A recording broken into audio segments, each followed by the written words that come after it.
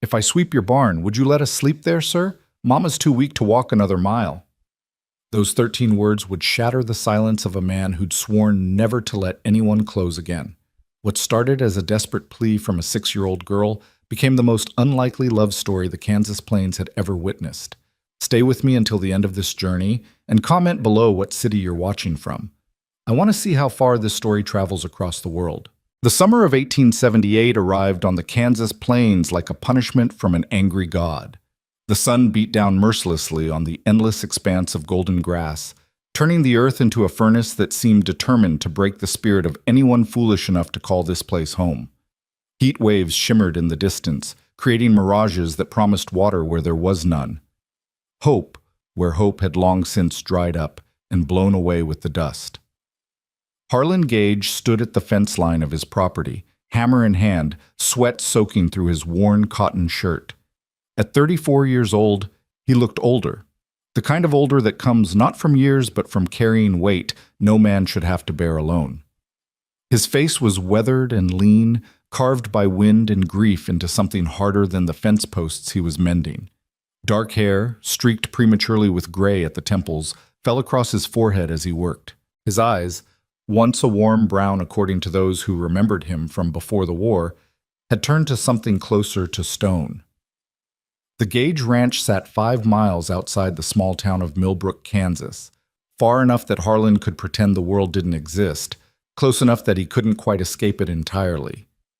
The property had belonged to his father, then briefly to both him and his younger brother Thomas, and now, for the past 6 years, to Harlan alone. The farmhouse was sturdy but showed signs of neglect, shutters that needed painting, a porch step that sagged in the middle, windows that hadn't seen a proper cleaning since before the war. The barn, however, remained in perfect condition. Harlan couldn't explain why he maintained it so meticulously while letting the house deteriorate, except that somehow the barn felt less personal, less like admitting he was building a life here. He'd been alone since 1872, when the telegram came informing him that Thomas had died of typhoid fever in a military hospital in Virginia. They'd both survived the war itself, 4 years of hell that had tested every definition of survival, only for disease to take Thomas during what was supposed to be peacetime. The injustice of it had broken something fundamental in Harlan.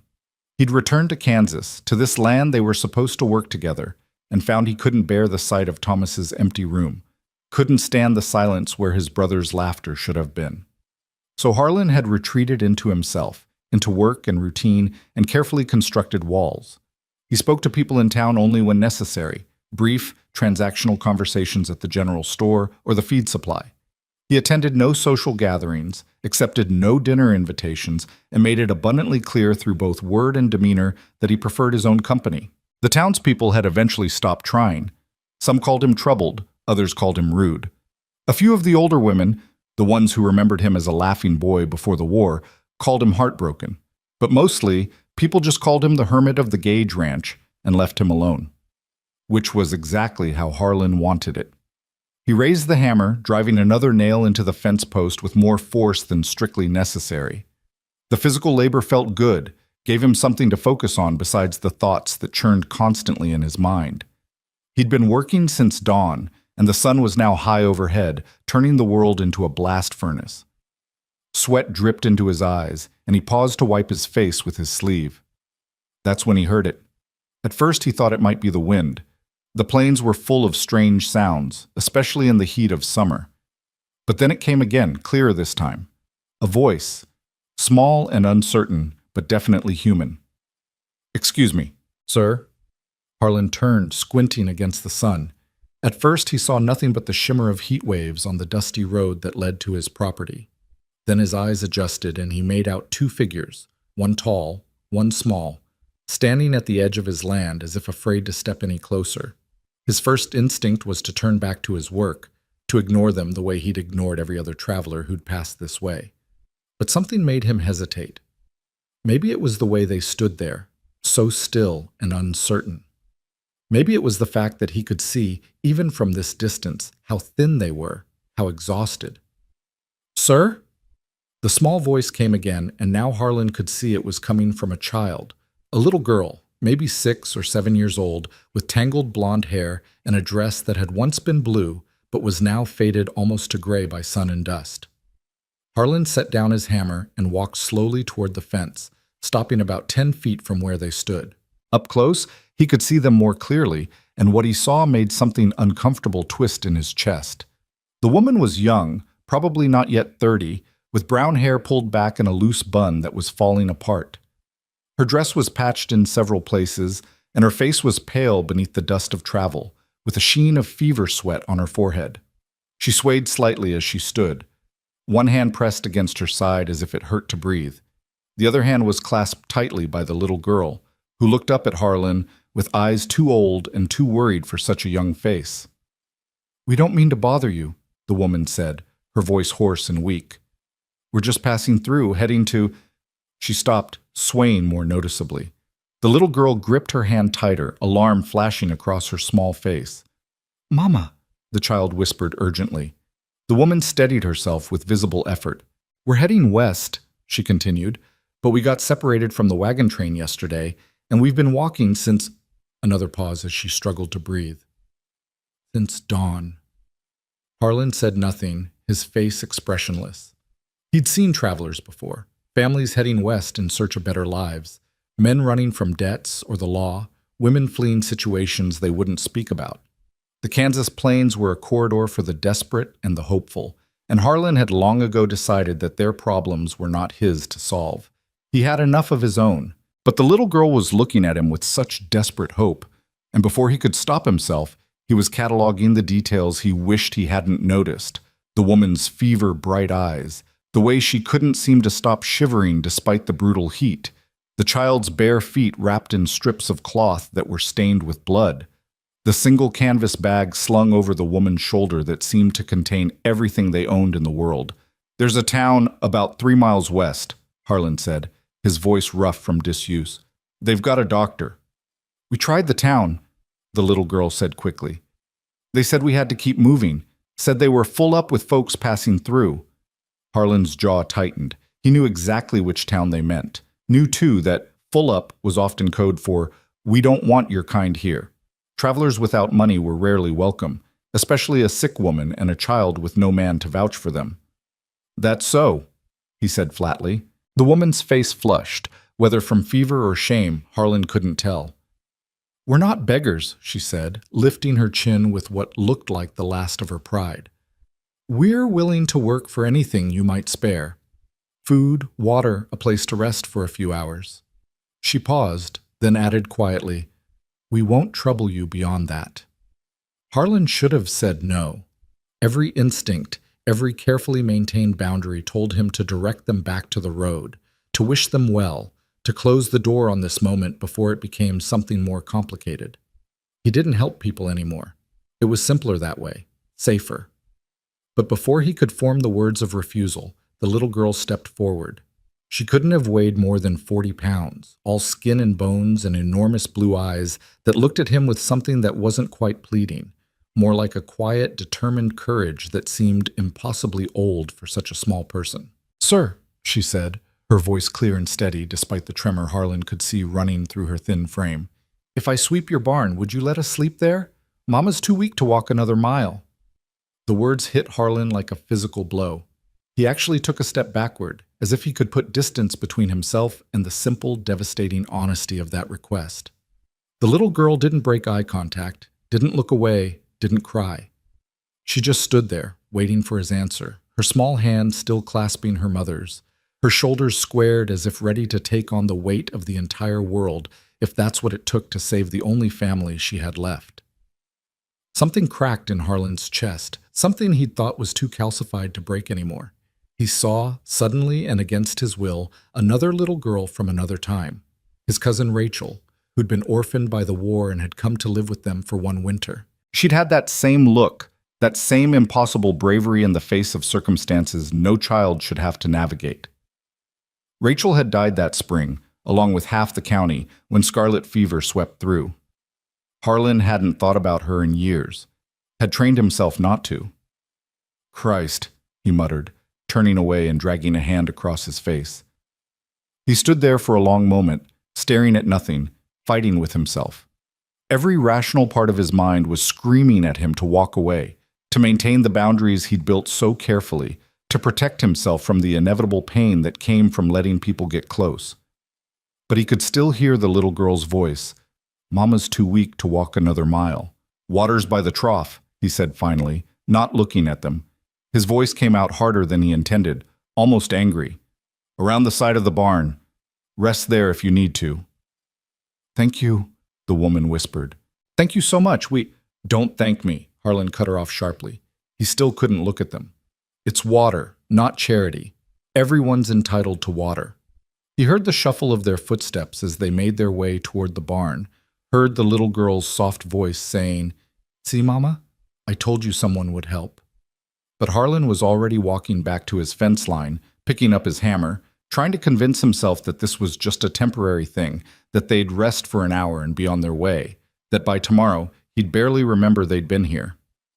He worked for another hour, driving nails with mechanical precision, trying not to look toward the barn.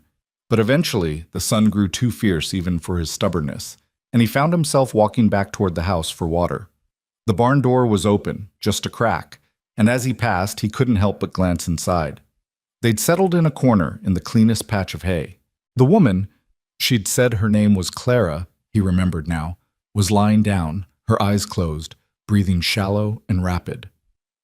The little girl sat beside her, and Harlan watched as she carefully unwrapped the bloody cloth from her feet, wincing but making no sound. Then she reached into their small bag and pulled out what looked like the last heel of bread, perhaps 3 or 4 bites worth. She broke it carefully in half, tucked one piece back in the bag, and began eating the other with tiny, controlled bites, making it last. She was rationing. A 6-year-old child was rationing food because she knew they had nothing else. Harlan's hands clenched into fists at his sides. He told himself he didn't care. It wasn't his problem. The world was full of hungry children and desperate mothers, and he couldn't save them all. He'd learned that lesson the hard way during the war, watching young soldiers die in his arms while he could do nothing but offer useless comfort. He forced himself to turn away, to walk into his house and close the door behind him. The house was dim and cool after the brutal sun outside, dust motes floating in the strips of light that filtered through gaps in the curtains. Harlan stood in his kitchen, a sparse room with a table, 2 chairs, and cooking implements that rarely got used for anything more elaborate than coffee and beans, and stared at nothing. He should go back out, should finish the fence, should do any of the 100 tasks that needed doing on a property this size.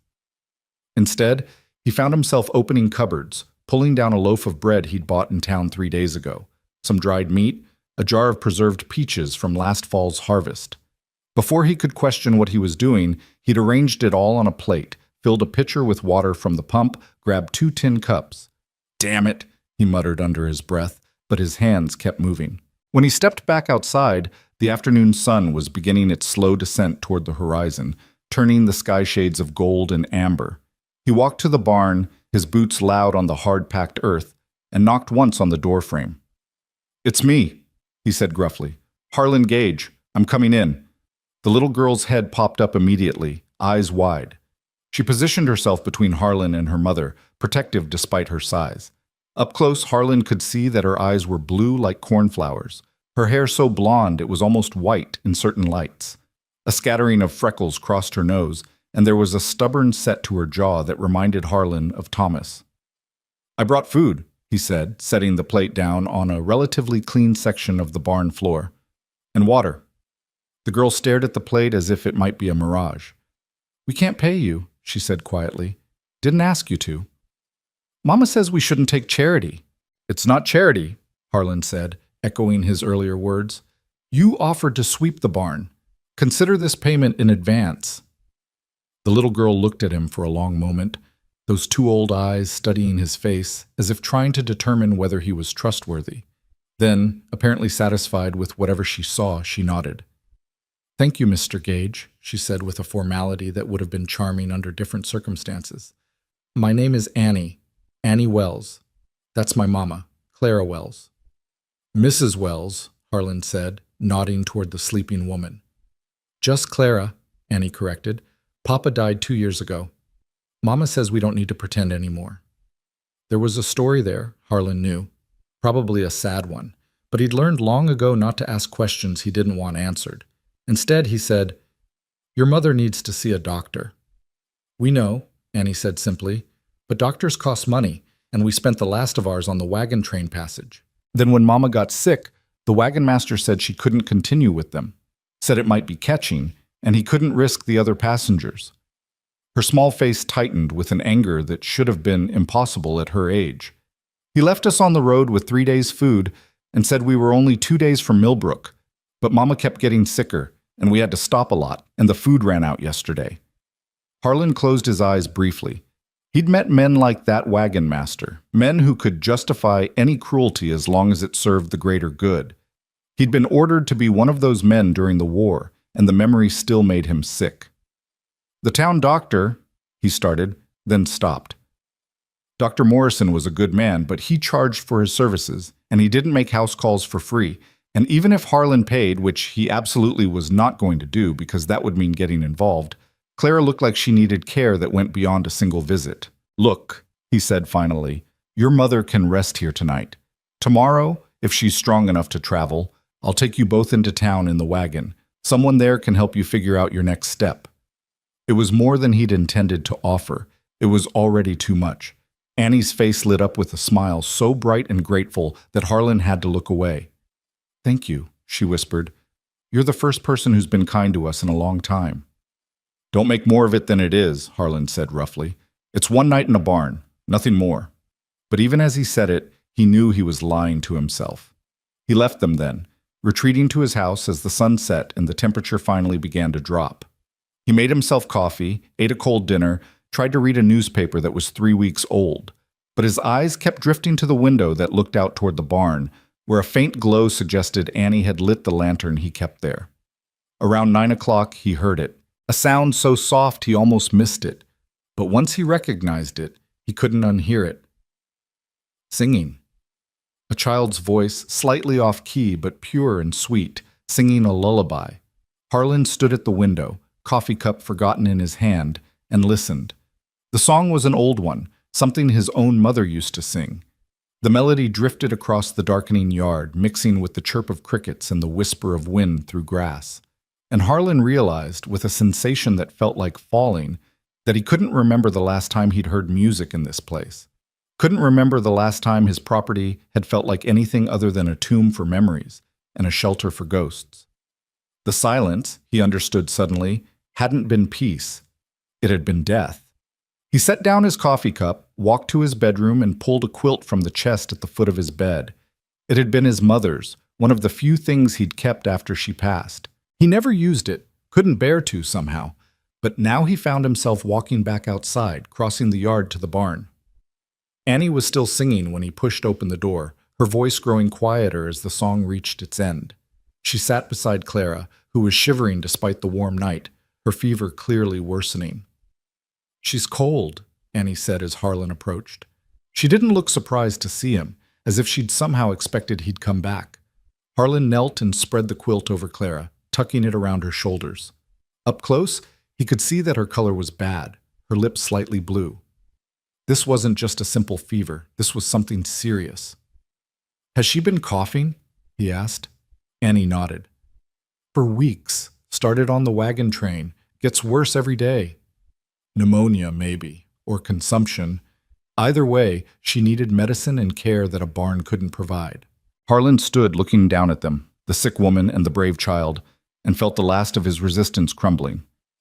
"Tomorrow," he said, making a decision he'd probably regret, "I'll ride into town and bring back the doctor. Tonight, if her fever gets worse, you come get me. House is right there. Don't hesitate." "Why are you helping us?" Annie asked. It wasn't accusatory, just genuinely curious. Harlan didn't have a good answer. Didn't have any answer that made sense, even to himself. "Because someone should," he said finally, then more quietly, "because maybe if more people had, your mother wouldn't be lying in a stranger's barn right now." He turned to leave, then paused at the door. "Annie?" "Yes, sir?" "You did good, asking for help. That takes courage." The little girl's face flushed with pleasure at the compliment, and Harlan fled before he could say anything else that might deepen this connection he wasn't ready for. Back in his house, He lay awake for hours, staring at the ceiling and listening to the night sounds. Somewhere in the darkness, Annie was probably still awake too, keeping watch over her mother. And Clara was fighting a fever that might kill her before morning. Harlan told himself this was still temporary, that he'd help them get back on their feet, point them toward their next destination, and then return to his carefully constructed solitude. He told himself that opening his door for one night didn't mean tearing down the walls he'd built around his heart. He told himself a lot of things that night, and with the dawn would come the realization that every single one of them was a lie.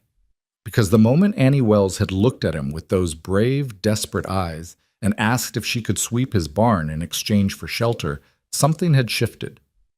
A door that had been rusted shut had creaked open, just a crack. And morning light, Harlan would discover, has a way of revealing everything you've been trying to hide, even from yourself, especially from yourself. Dawn came too early and too bright, spilling through the gaps in Harlan's curtains like an accusation. He'd barely slept, drifting in and out of restless half-dreams where Thomas's face kept blending with Annie's, where his mother's voice sang lullabies that turned into warnings he couldn't quite make out. When he finally gave up on sleep and dragged himself out of bed, the first thought that crossed his mind was that he hoped they'd already left, packed up their small bag and disappeared down the road while it was still cool, sparing him the complication of whatever came next. But when he looked out the window toward the barn, he saw thin smoke rising from the outdoor fire pit he rarely used. Someone was awake. Someone was still there. Harlan dressed slowly, pulling on work pants and a clean shirt, taking his time with each button as if delay might somehow change the situation. When he finally stepped outside, the morning air was already warming, promising another brutal day. He walked toward the barn, his boots crunching on the hard earth, and stopped short when he saw what awaited him. The barn doors stood open wide, and morning light flooded the interior, revealing a transformation that made Harlan blink in confusion. The floor, which had been covered in scattered hay and dust, and the accumulated debris of months of neglect, was swept clean. His tools, which he'd left in their usual jumble on the workbench, were organized by size and type, each one wiped free of rust and grime. The saddles and tack that had been draped haphazardly over sawhorses were now properly hung on the wall pegs. Even the windows, grimy with years of accumulated dirt, showed signs of someone's careful attention, though the job was only half finished. And there, in the corner where he'd left them last night, sat Annie Wells on an overturned bucket, her small hands working a needle through the fabric of his work shirt, the one he'd torn on fence wire 2 weeks ago and had been meaning to mend but never quite got around to. She looked up when his shadow fell across the doorway, and something in her expression made Harlan's chest tight. There was pride there and determination, but also a bone-deep exhaustion that no child should carry. "Good morning, Mr. Gage," she said, her voice hoarse but polite. "I hope you don't mind. I wanted to earn our keep, like I promised." Harlan stepped inside, turning slowly to take in the extent of the work she'd done. It must have taken hours. She must have been up since before first light, working by lamplight, and then dawn's early glow, pushing her small body through exhaustion to make good on a promise she'd made in desperation. "You didn't have to do all this," he said, and his voice came out rougher than he intended. "Yes, I did," Annie replied simply. "You gave us food and shelter. Mama always says we pay our debts." She held up the shirt, examining her stitching with a critical eye. "I'm not as good at sewing as Mama, but I think it'll hold." Harlan crossed the barn and took the shirt from her small hands. The stitches were uneven but serviceable, each one placed with obvious care. He looked down at this child who'd worked through the night to repay a kindness that shouldn't have required repayment, and felt something shift dangerously in his chest. "Where's your mother?" he asked. Annie's face clouded. "Sleeping. She was coughing bad in the night, but it got better toward morning. I gave her some water, and she said her head hurt less." The girl's voice dropped to a whisper. "But she's still real hot, Mr. Gage. I'm scared." The admission seemed to cost her something. Harlan could see her fighting to maintain the brave facade she'd constructed, to be strong enough to carry the weight that had fallen on her 2 young shoulders. And in that moment, looking at this fierce, frightened little girl, Harlan made a decision that would change everything. "Get your things together," he said. "I'm taking your mother to see the doctor." Annie's eyes went wide. "But we can't pay us." I didn't ask if you could pay. I said I'm taking her to the doctor. Harlan's tone left no room for argument. Town's only an hour by wagon, and Dr. Morrison owes me a favor. This last part was a lie, but it rolled off his tongue easily enough. Let me see to my horse, and we'll go. He started to turn away, but Annie's small hand caught his sleeve. When he looked down, she was staring up at him with tears streaming down her face, the first tears he'd seen from her, the first crack in that impossible armor of courage. "Thank you," she whispered. "Thank you, thank you, thank you." Harlan felt something break inside him, something that had been holding firm for 6 years. He awkwardly patted her shoulder, then fled toward the house before she could see how much her gratitude undid him. Inside, he moved quickly, gathering supplies and trying not to think too hard about what he was doing. He filled a canteen with water, grabbed some bread and cheese for the journey, pulled his rarely used good jacket from the wardrobe. His hands were shaking slightly as he buttoned it, and he forced himself to breathe slowly, to maintain the control he'd cultivated so carefully. This was just being a decent human being, he told himself. This was just doing what any reasonable person would do when confronted with a sick woman and a desperate child. It didn't mean he was letting them in. It didn't mean he was opening himself up to the inevitable pain that came from caring. But even as he formed these thoughts, he knew they were lies. When he returned to the barn, Annie had gathered their few possessions and was kneeling beside Clara, speaking to her in low, urgent tones. Clara's eyes were open but glazed with fever, and she seemed to be having trouble focusing on her daughter's face. "Mama, Mr. Gage is taking us to the doctor," Annie was saying. "You're going to be all right. You hear me? You're going to be all right." Clara's lips moved, forming words too quiet for Harlan to hear. He hitched his horse to the wagon with practiced efficiency, then spread an old quilt in the wagon bed to provide some cushioning against the inevitable jostling of the rough road. "We need to get her into the wagon," he said. "Can she walk?" "I can manage," Clara said, her voice barely above a whisper. She tried to sit up, but the effort made her gasp with pain, one hand pressed against her ribs. "The hell you can," Harlan muttered. Without giving himself time to reconsider, he bent and slipped one arm under her knees, the other behind her back, and lifted. She weighed almost nothing, light as a child despite being a grown woman.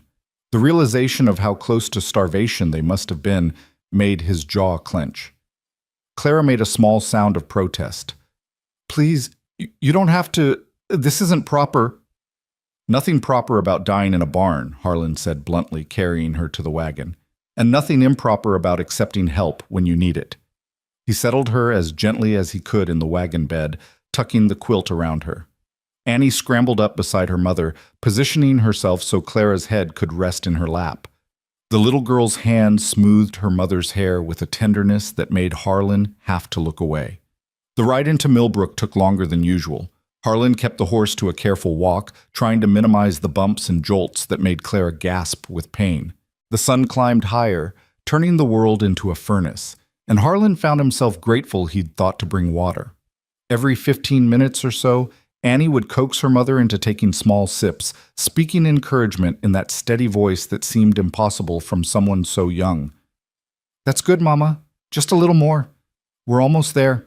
Mr. Gage is going to make sure you're taken care of. Everything's going to be fine." Harlan wondered who Annie was trying to convince, her mother or herself. They were about halfway to town when Clara's fever-bright eyes fixed on Harlan's back. "Why are you doing this?" she asked, her voice stronger than it had been. "You don't know us. We're nothing to you." Harlan didn't turn around, keeping his eyes on the road ahead. "Does there need to be a reason?" "In my experience, yes. Everyone wants something." There was no bitterness in her words, just a weary acceptance that made Harlan wonder what she'd been through, what series of disappointments had taught her that kindness always came with a price tag. "Maybe I just don't want your daughter's courage going to waste," he said finally. "She asked me for help. Seemed wrong to say no." He heard Clara's soft intake of breath, then silence. When he glanced back, her eyes were closed again, but there was something different in her face, a slight softening of the lines of pain and worry that had been etched so deeply there. Millbrook appeared on the horizon like a promise or a threat, depending on perspective. It was a small town, maybe 300 people if you counted generously, consisting of a main street with a handful of businesses, a church, a schoolhouse, and clusters of homes spreading out in rough approximation of organization. Harlan rarely came here anymore. Only when necessity demanded supplies he couldn't produce or repair himself. He drove straight to Dr. Morrison's house, which sat at the edge of town with a small painted sign out front advertising medical services. The doctor was in his 60s, a thin man with kind eyes and hands that trembled slightly with age but were still steady enough when it mattered. Harlan had always respected him, even if they'd never been particularly close. Morrison was in his garden when Harlan pulled up, tending to the medicinal herbs he grew to supplement his pharmaceutical supplies. He looked up at the sound of the wagon, his expression shifting from mild curiosity to concern as he registered the scene. "Harlan Gage," he said, setting down his trowel and wiping his hands on his apron. "Haven't seen you in town for months. What brings you—" He stopped as he got close enough to see Clara in the wagon bed. "Ah, I see. She's got fever and a bad cough," Harlan said without preamble. "Ribs hurt when she breathes. Been sick for weeks." Morrison climbed into the wagon bed with surprising agility for a man his age, his professional demeanor settling over him like a cloak. He pressed his hand to Clara's forehead, felt her pulse, listened to her breathing. His face grew more serious with each passing moment. "Pneumonia," he said finally. "Pretty advanced from the sound of it. She needs bed rest, fluids, and medication. Lots of all three." He looked at Harlan.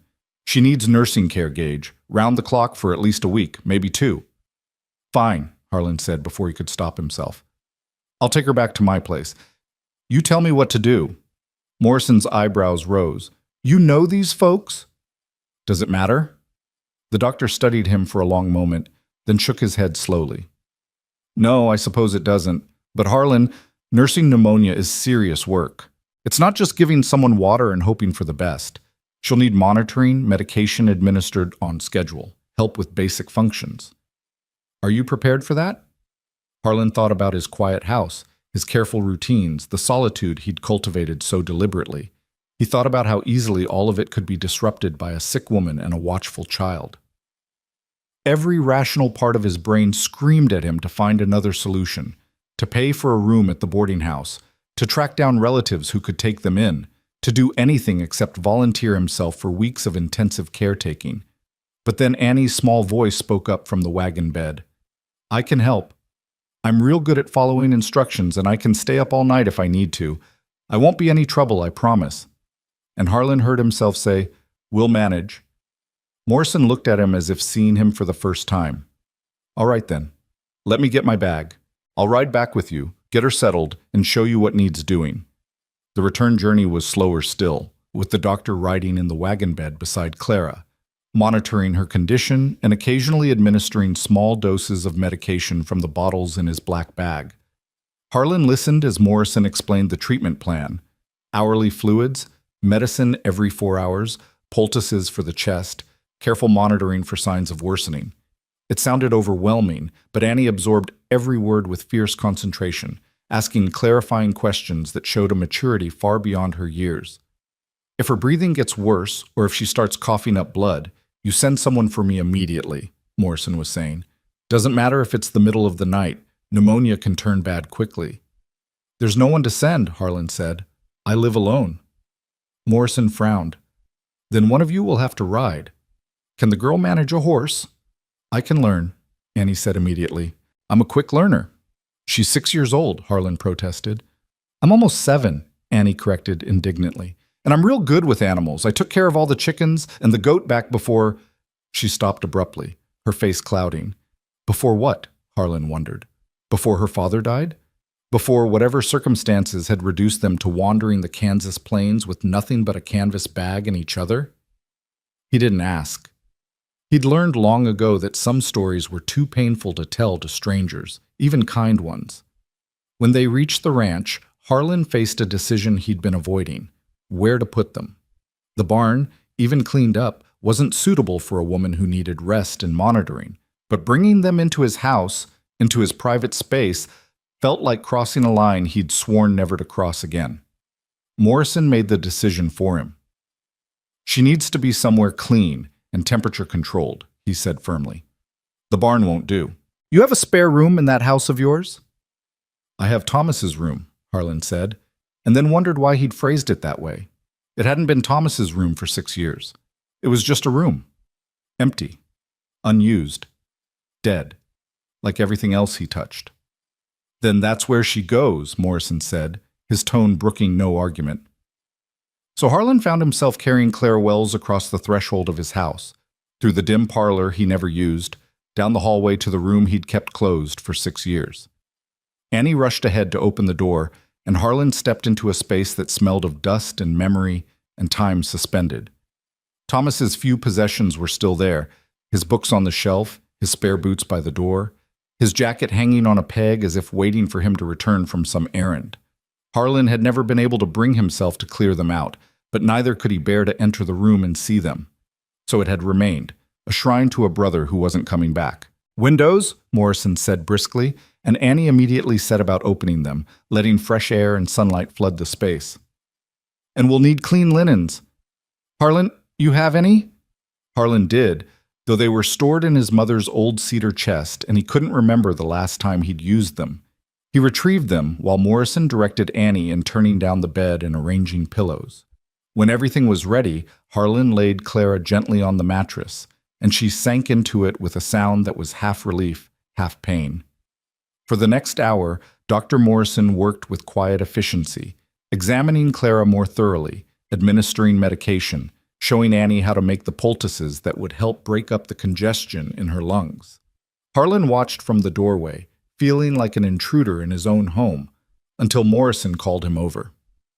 Pay attention, Gage. You're going to be doing this too. So Harlan learned how to measure laudanum without giving too much, how to position a patient to ease breathing, how to recognize the signs that someone was improving or deteriorating. His hands felt too large and clumsy for such delicate work. But Morrison was patient, demonstrating until Harlan had the movements down. She'll likely sleep a lot for the next few days, Morrison said when they were done. The laudanum will help with that, and rest is what she needs most. Keep her hydrated, keep her medicated on schedule, and watch for fever spikes. If her temperature goes too high, use cool cloths on her forehead and wrists. I can do that, Annie said immediately. She'd positioned herself in a chair beside the bed, one small hand resting on her mother's arm, as if to anchor her to the world. Morrison looked at her with something like admiration. I believe you can, young lady. But you need to rest too, understand? You can't help your mother if you collapse from exhaustion. I won't collapse, Annie said with absolute certainty. Morrison exchanged a glance with Harlan that said children, and then turned back to his patient. Clara's eyes fluttered open briefly, fighting through the fog of medication and fever. Annie, she whispered, come here, baby. The little girl leaned close, and Clara's hand found hers. You mind Mr. Gage, you hear? Don't be any trouble. We'll leave as soon as I'm better. We won't impose. Hush, Morrison said gently. No one's imposing on anyone. Right now, you just focus on getting well. Clara's eyes sought Harlan, standing in the shadows by the door. Thank you, she said, and there was something in her voice, not just gratitude, but a kind of desperate hope that made Harlan have to look away. I don't know why you're being so kind, but thank you. Sleep, Harlan said gruffly. We'll talk when you're better. Morrison packed up his supplies and motioned for Harlan to follow him outside. On the porch, with the door closed behind them, the doctor fixed Harlan with a penetrating stare. That woman is severely malnourished and has clearly been ill for longer than a few weeks, he said quietly. The child too, though she's handling it better. They've been through something, Harlan. Something bad. I figured as much. And you're still willing to take them in? Even though you don't know them? Even though they're strangers who could be anyone? Harlan leaned against the porch railing, staring out at his land. You think I should turn them away? I think I'm surprised you're not. The Harlan Gage I know has spent the last 6 years avoiding human contact like it's contagious. Morrison's voice was gentle, but pointed. What changed? Harlan was silent for a long moment, searching for an answer that made sense. Finally, he said, That little girl asked me for help. Just asked, straight out. No shame or manipulation. and I realized I was about to become the kind of man who says no to that. He looked at Morrison.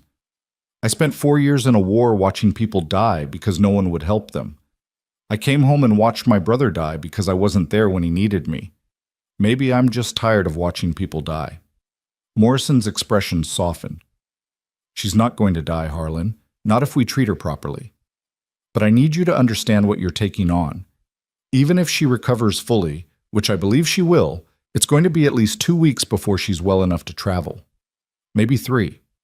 That's 2 or 3 weeks of having people in your house, in your space, depending on you. Are you truly ready for that? No, Harlan thought, but he said, I'll manage. The doctor studied him a moment longer, then nodded. I'll come back in 3 days to check on her. Sooner if you send for me. And Harlan? He paused at the steps. This is a good thing you're doing. I know you might not see it that way, but it is. After Morrison left, Harlan stood on the porch for a long time, watching the sun continue its arc across the sky. From inside the house, he could hear the faint sounds of Annie moving around, the creak of the chair as she settled in to keep watch over her mother. His house, which had been silent for so long, now held voices and footsteps and life. And Harlan couldn't decide if that terrified him or comforted him. Eventually, he forced himself to move, to check on the animals and do the evening chores that kept the ranch running. But he found his attention constantly drifting back to the house, to the window of Thomas's room where lamplight now glowed. He took longer than usual with his tasks, procrastinating the moment when he'd have to go back inside and face the reality of what he'd agreed to. When he finally entered the house, the sun was setting, painting the sky in shades of orange and purple. He found Annie in the kitchen, standing on a chair she'd dragged over to the counter, trying to figure out how his stove worked. I thought I could make some soup, she said when she saw him. Mama needs to eat when she wakes up, and soup is easy on sick people. But I can't get the fire started right. Harlan crossed to the stove and showed her how to work the damper and arrange the kindling. Within minutes, they had a fire going, and Annie was carefully measuring water into a pot with the seriousness of someone performing surgery.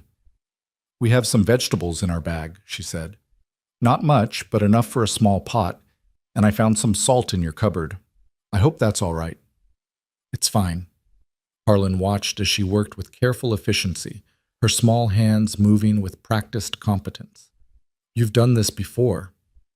Lots of times. Mama taught me. She said a woman needs to know how to make food from nothing, because sometimes nothing is all you have. Annie's voice was matter-of-fact, but there was an edge of sadness beneath it. When Papa was alive, we had more. He had a store in Missouri. But then he got sick, and the medicine was expensive, and after he died, there were debts, and the bank took the store, and our house and everything. She said it all without self-pity, just reciting facts. But Harlan could read between the lines, could see the shape of their story in what she didn't say. A widow with a child and no money, probably no family willing or able to help, forced to take whatever options presented themselves. And now here they were, in a stranger's house, dependent on the charity of a man who'd spent years refusing to care about anyone. I'm sorry, Harlan said, inadequate words for the weight of loss this child had experienced. Annie looked up at him, and for the first time since he'd met her, she smiled. A real smile, small but genuine. It's all right, she said. We're all right now. You're helping us. The trust in her voice, the absolute certainty that he would keep them safe, terrified Harlan more than anything else that had happened that day. They ate simple soup that evening, Annie and Harlan sitting at his kitchen table while Clara slept in the other room. Annie talked as they ate, filling the silence with stories about her life before, about her father's store and the cat they'd had and her friends at school. Harlan mostly listened, offering occasional grunts of acknowledgement, but found himself oddly comforted by the sound of her voice. When the meal was done, Annie insisted on cleaning up, moving around his kitchen with careful attention to putting everything back exactly where she'd found it. Then she looked at Harlan with sudden uncertainty. Mr. Gage? Where should I sleep? Harlan hadn't thought that far ahead. Thomas's room was occupied by Clara. The only other bedroom was his own. There was the parlor, he supposed, where he could make up a pallet in the kitchen. You take the parlor, he said finally. I'll bring some blankets. He made her a makeshift bed on the old sofa, piling on quilts until she was cocooned in softness. Annie climbed in gratefully, her eyes already drooping with exhaustion. But before Harlan could leave, her small hand caught his sleeve. "Mr. Gage, will you check on Mama during the night, in case she needs something?" "I will," Harlan promised. "And if something bad happens, you'll come get me right away." "I will." Annie studied his face in the lamplight, then nodded, satisfied. "You're a good man," she said softly. "I knew it when I first saw you. Mama says you can always tell a person's heart by their eyes, and your eyes are kind even when you try to look mean." Harlan didn't know what to say to that, so he simply tucked the blanket more firmly around her and turned down the lamp. He checked on Clara before going to his own room. She was sleeping deeply, her breathing labored but steady. In the lamplight, he could see her more clearly than he had before, could see that beneath the illness and exhaustion, she was probably pretty. She had fine features, a determined chin, brown hair that fell in waves around her face. There was something peaceful about her expression in sleep, as if the weight of worry she carried while awake had temporarily lifted. Harlan found himself wondering about her life before this, about the husband she'd lost and the home that had been taken from her. He wondered what it took to keep going after everything fell apart, to keep your child safe and hopeful when you had nothing left but determination. And he wondered, with a feeling uncomfortably close to fear, what it would mean for him if he started to care about the answers to those questions. In his own room, Harlan lay awake listening to the sounds of his house, sounds he'd forgotten or maybe had never really known. The creak of someone settling into sleep, the soft sigh of a sick woman shifting position, the whisper of breath that meant he wasn't alone anymore. He should have found it invasive, this disruption of his carefully maintained solitude. Instead, he found it almost comforting. Around midnight, he heard Clara coughing, a deep, racking sound that spoke of pain. Harlan rose and padded quietly to her room, finding her awake and struggling to sit up. "Easy," he said, moving to help her. He positioned pillows behind her back, easing her into a half-sitting position that Morrison had said would help her breathing. "Better?" Clara nodded, her hand pressed to her chest. "I'm sorry," she whispered. "I didn't mean to wake you." "You didn't. I wasn't sleeping." Harlan poured water from the pitcher Morrison had left and held it to her lips. She drank gratefully, her hands too weak to hold the cup herself. When she'd finished, she leaned back against the pillows, her eyes studying him in the darkness. "Why are you really doing this?" she asked. "The doctor, the medicine, letting us stay in your house. It's too much for strangers. There has to be a reason." Harlan set down the cup, considering his answer. He could lie, could offer some easy explanation that would satisfy her curiosity without revealing anything real. But something about the darkness, about her weakness and his weariness, made him tell the truth. "Because 6 years ago, my brother needed help, and I wasn't there to give it," he said quietly. "And I've been living with that ever since. So when your daughter asked me for help, I guess I figured I could either be the person who turns away or the person who doesn't, and I was tired of being the first kind." Clara was silent for a long moment. Then she said, "I'm sorry about your brother." "Me too." "We won't be a burden," she said. "As soon as I'm well enough, we'll leave. We're heading to Oregon. My sisters are there. They've been writing, asking us to come." "Why didn't you go to them after your husband died?" "Pride, I suppose, and shame. They married well, have comfortable lives. I didn't want to show up on their doorsteps as the poor widow who couldn't manage on her own." She smiled faintly. "Turns out I couldn't manage anyway, so now I have to swallow that pride." "There's no shame in needing help," Harlan said, echoing words he'd heard but never quite believed. "No," Clara agreed, "but there's shame in other things, in the choices you make when you're desperate, in the things you almost do to survive." She looked at him directly. "I want you to know, Mr. Gage, that we're respectable. Whatever the town might think, whatever assumptions they might make about a widow and her child staying with a bachelor, I'm not. "I know," Harlan said firmly.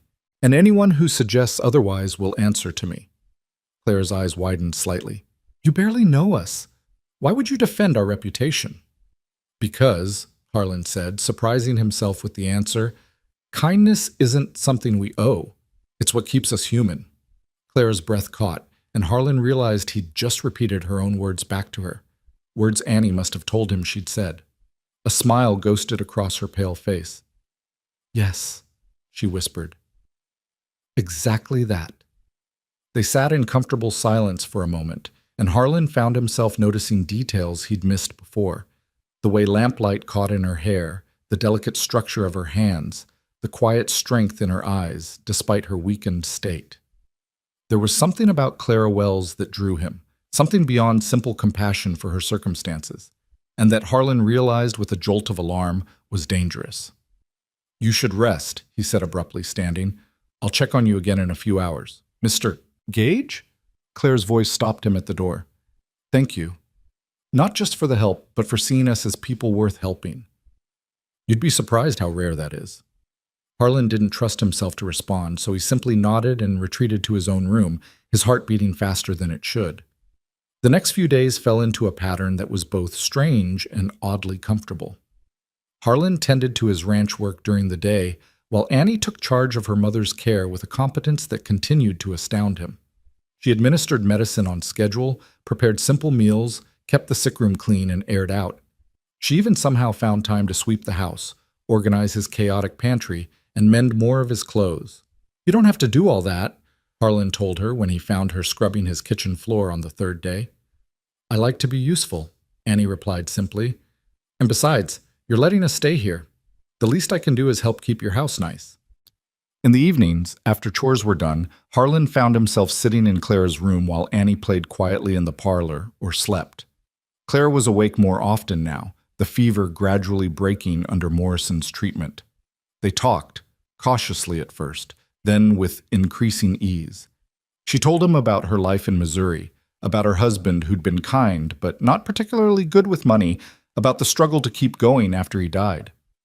I tried to make it work, she said one night. Tried to find work, but no one wants to hire a widow with a child. They think you'll be unreliable, or they think... She paused delicately. They think you'll be desperate enough to accept indecent proposals, Harlan finished bluntly. Clara's cheeks flushed, but she nodded. I had 3 different men offer me protection if I'd be accommodating, as if I'd trade my dignity for security. Her voice hardened. I'd rather live in a barn than do that. Which is how you ended up at my fence, Harlan said. Which is how we ended up very, very lucky, Clara corrected. She looked at him with an expression he couldn't quite read. You're not what I expected, Mr. Gage. What did you expect? I don't know. Someone who'd help grudgingly, maybe. Someone who'd make us feel like a burden. But you don't. Even when I can see it costs you something to have us here, you don't make us feel unwelcome. Harlan shifted uncomfortably. It's just basic decency. No, Clara said softly. It's more than that. Basic decency would have been pointing us toward town and giving us water. This, caring for a stranger, disrupting your life, defending our reputation, this is kindness. And kindness, Mr. Gage, is never basic. Their eyes met, and Harlan felt something pass between them. A recognition, an understanding, a connection that scared him as much as it compelled him. He stood abruptly, muttering something about checking the animals, and fled into the night. But he could still feel her gaze on him, could still hear her voice saying his name with a gentleness he didn't deserve. And he knew, standing under the vast Kansas sky with stars scattered like seeds across the darkness, that his carefully constructed walls were crumbling faster than he could rebuild them. Inside the house, lamplight glowed in the windows. Inside were voices and laughter and life. Inside was a woman who looked at him like he mattered, and a child who trusted him absolutely. Inside was everything Harlan had convinced himself he didn't want and didn't need. And the terrifying truth was that he was starting to want it so badly, it hurt. The change came gradually, like dawn creeping across the plains, so subtle that Harlan didn't notice it happening until it had already transformed everything. By the end of the first week, Clara was sitting up for short periods, her fever finally broken and her breathing easier. Annie had bloomed under the security of regular meals and a safe place to sleep, her face filling out, her smiles coming more freely.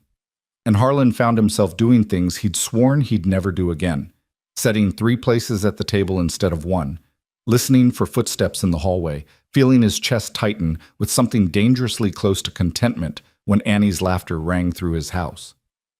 It was during the second week that word reached town about the arrangement at the Gage Ranch. Harlan had known it was inevitable. In a town the size of Millbrook, secrets lasted about as long as morning dew in August. Dr. Morrison had been discreet, but the general store clerk had noticed Harlan buying more supplies than usual, including items no bachelor would need. A ranch hand who'd been looking for work had ridden out to the property and seen Annie playing in the yard. By the time these small observations made their rounds through the saloons and sewing circles, they'd been twisted and embellished until the story bore little resemblance to truth. Harlan first heard the whispers on a Wednesday afternoon when he rode into town for supplies. He'd left Annie reading to her mother from one of Thomas's old books, both of them comfortable and healing, neither aware that the simple act of their presence in his home was being discussed and dissected by people who'd never met them. The general store was busy when Harlan entered, and the conversation that had been flowing freely came to an abrupt halt. Mrs. Henderson, the banker's wife, stopped mid-sentence and stared at him with an expression that managed to be both scandalized and grimly satisfied, as if she'd been proven right about something she'd long suspected. Her companion, Mrs. Yates, clutched her packages tighter and turned away, making a show of examining bolts of fabric with sudden fascination. Harlan ignored them, moving to the counter where Sam Tucker, the store owner, stood looking decidedly uncomfortable. "Harlan," Sam said, his greeting carefully neutral, "what can I do for you?" "Need flour, sugar, some coffee if you have it fresh," Harlan said, pulling out his list. "And I need to settle my account." As Sam gathered the items, Harlan became aware of Mrs. Henderson whispering to her friend, her voice just loud enough to ensure it would carry. "Staying right there in his house, if you can believe it. A widow woman with a child, and him a bachelor, no chaperone, no propriety. Why, when I think of what must be going on under that roof—" "Mrs. Henderson," Sam said sharply, his face reddening, "that's enough." But she wasn't finished. "I'm simply saying what everyone's thinking, Samuel. It's not proper. That poor child exposed to such an arrangement. Someone should inform the authorities. There are institutions for women of that type, places where—" Harlan's hand slammed down on the counter with enough force to make everyone in the store jump. When he spoke, his voice was quiet, but it carried the kind of cold fury that made grown men take a step back. "Mrs. Henderson, I'm going to say this once, and I suggest you listen carefully." He turned to face her, and she actually paled at whatever she saw in his expression. "Mrs. Wells and her daughter are under my protection.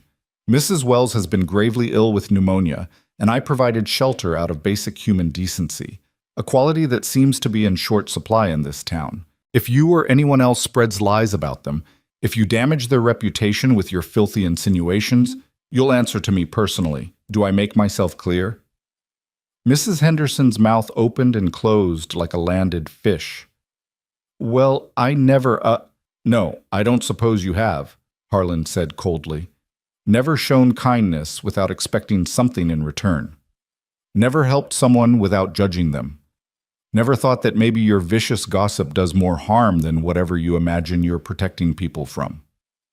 "Mr. Gage," Mrs. Yates ventured timidly, "we're only concerned about propriety. Surely you can understand—" "What I understand," Harlan interrupted, "is that a woman and her child were dying on the side of the road, and the good people of Millbrook turned them away. What I understand is that you're more concerned with appearances than with actual morality. So here's what's going to happen. You're going to stop talking about Mrs. Wells. You're going to stop looking at her with judgment if you happen to see her. And you're going to remember that Christians are supposed to help the sick and shelter the homeless, not tear them down with gossip." He turned back to Sam, who was staring at him with something like awe. "How much do I owe you?" Sam named a figure, and Harlan paid it, gathering his supplies. As he headed for the door, Mrs. Henderson found her voice again, pitched to sound wounded rather than malicious. "We're only thinking of you, Mr. Gage. Your reputation matters too. People will talk, and once a man's reputation is sullied—" Harlan stopped at the door and looked back at her. "Mrs. Henderson, I spent 4 years in a war where I watched men die in ways you can't imagine. I came home and buried my brother. My reputation is the least of my concerns. Let people talk. I'll survive." He left before she could respond, loading his supplies into the wagon with hands that shook slightly from residual anger. He'd known there would be gossip, but he hadn't anticipated how much it would infuriate him. Not for himself. He'd meant what he said about not caring what people thought of him. But for Clara and Annie, who'd already been through so much, to have their characters questioned by people who didn't know the first thing about them. Harlan. He turned to find Sheriff Tom Bradley approaching, his expression carefully neutral. Bradley was a good man, fair and steady, and Harlan respected him even if they'd never been close friends. "Tom, heard you just about took Mrs. Henderson's head off in there," Bradley said mildly. "She was spreading lies about my house guests." "So I gathered." Bradley leaned against the wagon, studying Harlan. "Look, I'm not here to lecture you. Far as I'm concerned, what you do on your own property is your business. But I wanted you to know that the talk is spreading, and it's not all friendly. Some folks are wondering if maybe the child welfare should be involved, if the situation is appropriate for a young girl." Harlan felt ice settle in his stomach. "They want to take Annie away. I'm saying some people are asking questions, and while I don't agree with them, I am responsible for the welfare of children in this county." Bradley held up a hand as Harlan's face darkened. "I'm not threatening you. I'm warning you. Dr. Morrison vouched for the situation being medical necessity, and I believe him. But if you want to shut down the gossip, the easiest way would be to make the situation more conventional." "Meaning what?" "Meaning get Mrs. Wells settled somewhere more appropriate once she's well enough. Or," Bradley paused significantly, "make the arrangement legitimate." Harlan stared at him. "You're suggesting I marry her." "I'm suggesting that married people living under one roof raises no eyebrows, while an unmarried man and woman doing so raises plenty. But that's a decision only you can make." Bradley pushed off from the wagon. "Just thought you should know where things stand.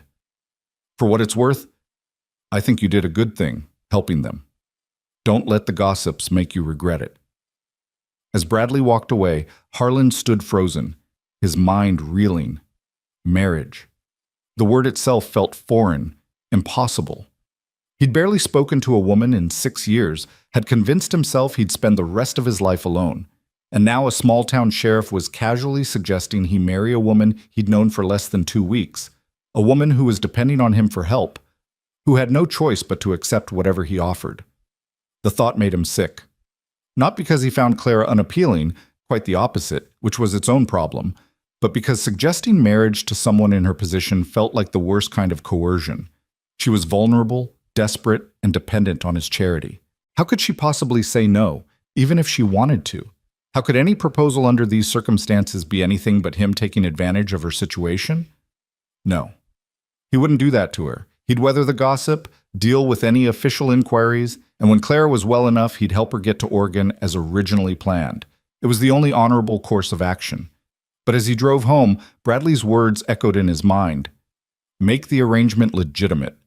He found Clara sitting in a chair by the window when he returned, the first time she'd been out of bed for more than a few minutes. She was wrapped in one of his mother's old shawls, her hair loose around her shoulders, and she turned to smile at him when he entered. The smile faded when she saw his expression. "What's wrong?" she asked immediately. "What happened in town?" Harlan set down the supplies, searching for the right words. Annie was outside, playing with a stick and some rocks she'd arranged into what she claimed was a castle, so at least he didn't have to worry about her overhearing. "There's talk," he said finally, "about you being here, about the arrangement being improper." Clara's face went white, then red with humiliation. "I see," she said quietly. "Of course there is. How foolish of me to think—" She stopped, pressing her hand to her mouth. "We'll leave. As soon as I can travel, we'll leave. I won't have your reputation damaged because of us." "That's not what I want," Harlan said quickly. "It doesn't matter what you want. We can't stay here if it's causing you problems." Clara's voice was steady, but he could see tears gathering in her eyes. "We've already taken too much from you. I won't take your good name too. My good name is my concern, not yours." "But Annie," Clara's voice broke. "If they think the situation is inappropriate, if they involve authorities, they could take her from me. Say I'm an unfit mother. Say I'm living in sin or some such nonsense. The tears spilled over now, tracking down her pale cheeks. She's all I have, Mr. Gage. I can't lose her. I can't. Harlan crossed the room and knelt beside her chair, pulling out his handkerchief and pressing it into her hands. No one is taking Annie anywhere. I promise you that. You can't promise that. You can't control what people say or what the law decides. Then we'll make it so they have nothing to say, Harlan heard himself say. The words came out before he'd fully formed the thought, driven by the panic in Clara's eyes and his own desperate need to fix this, to make her safe. We'll get married. Clara froze, the handkerchief pressed to her face, staring at him with an expression of complete shock. What? If we're married, there's no impropriety. No grounds for anyone to question the arrangement or threaten to take Annie. It solves everything. Harlan, you can't. Clara shook her head violently. You can't marry me out of pity or obligation. That's not fair to either of us. It's not pity, Harlan said, realizing as he spoke that it was true. And yes, there's obligation, but not the kind you think. I brought you here, made you part of my household. That makes your welfare my responsibility. And if marrying you protects you and Annie, then that's what I'll do. But what about what you want? Clara asked desperately. What about your life, your freedom? I won't trap you into a marriage you don't want just to save myself. Harlan sat back on his heels, looking at this woman who, even sick and terrified, was more concerned about his welfare than her own. What I want, he said slowly, is to not spend the rest of my life wondering if you and Annie made it safely to Oregon. What I want is to not lie awake at night thinking about what might happen to you once you leave here. What I want is... He paused, surprised by the truth of what he was about to say. What I want is for you to stay. The words hung in the air between them, heavy with implications neither of them was quite ready to examine. Clara's hand found his where it rested on the arm of her chair, her fingers cold and trembling. You don't know me, she whispered. Not really. What if you regret it? What if I don't? Harlan countered. Clara, I'm not promising you romance or grand passion. I don't know if I'm capable of that anymore. But I can promise you safety. I can promise you a home, food, security for Annie. I can promise that no one will ever turn you away or make you feel like a burden again. Is that enough? Clara searched his face, and Harlan forced himself to meet her gaze steadily, to let her see whatever truth was written there. Finally, she said, what if it's not about what's enough? What if it's about what's right? Harlan, you're a good man. You deserve more than a marriage of convenience to a woman you barely know. Maybe I deserve exactly what I'm asking for, Harlan said. A second chance to be useful. A reason to care about something beyond the next day's work. Maybe you'd be doing me a favor. That's not how marriage should work. And how should it work? Harlan asked, more sharply than he intended. Everyone marries for reasons, Clara. Some marry for love, some for security, some because it's expected. We'd be marrying for mutual benefit and honesty. That's more than a lot of people start with. Clara was quiet for a long moment, her hand still covering his. Outside, they could hear Annie singing to herself, that same lullaby she'd been singing the night they arrived. The sound of it, so innocent and trusting, seemed to make up Clara's mind. If we do this, she said carefully, it needs to be clear that it's a practical arrangement. I won't have you thinking I'm trying to trap you or take advantage. And if you ever want out, if you ever regret this decision, you tell me and we'll figure something out. I won't regret it, Harlan said with more certainty than he felt. You can't know that. No, he admitted, but I'm willing to risk it. The question is, are you? Clara took a shaky breath, then nodded. Yes, for Annie's sake, if nothing else. She needs stability, needs a home. And she's already attached to you, trusts you. That's worth more than whatever romantic notions I might have once had about marriage. The words should have felt like victory. But instead, Harlan felt an odd sense of loss. He pushed it aside, standing and offering Clara his hand to help her back to bed. Rest, he said. I'll talk to Dr. Morrison when he comes tomorrow. See what he says about you being well enough for a trip into town. We'll need a license, a minister. Harlan? Clara stopped him at the door. Thank you, not just for this, but for everything. I know you see it as obligation, but to me, to us, it's salvation. Harlan nodded, not trusting himself to speak, and left before she could see how much her words affected him. He found Annie in the yard and called her over, deciding she needed to know what was being planned. She came running, her face bright with the joy of a child who'd finally found security. "Annie, I need to talk to you about something important," Harlan said, kneeling so they were eye to eye. "Your mother and I have been discussing the future, and we think it would be best if your mother and I got married." Annie's eyes went wide, and for a moment Harlan couldn't read her expression.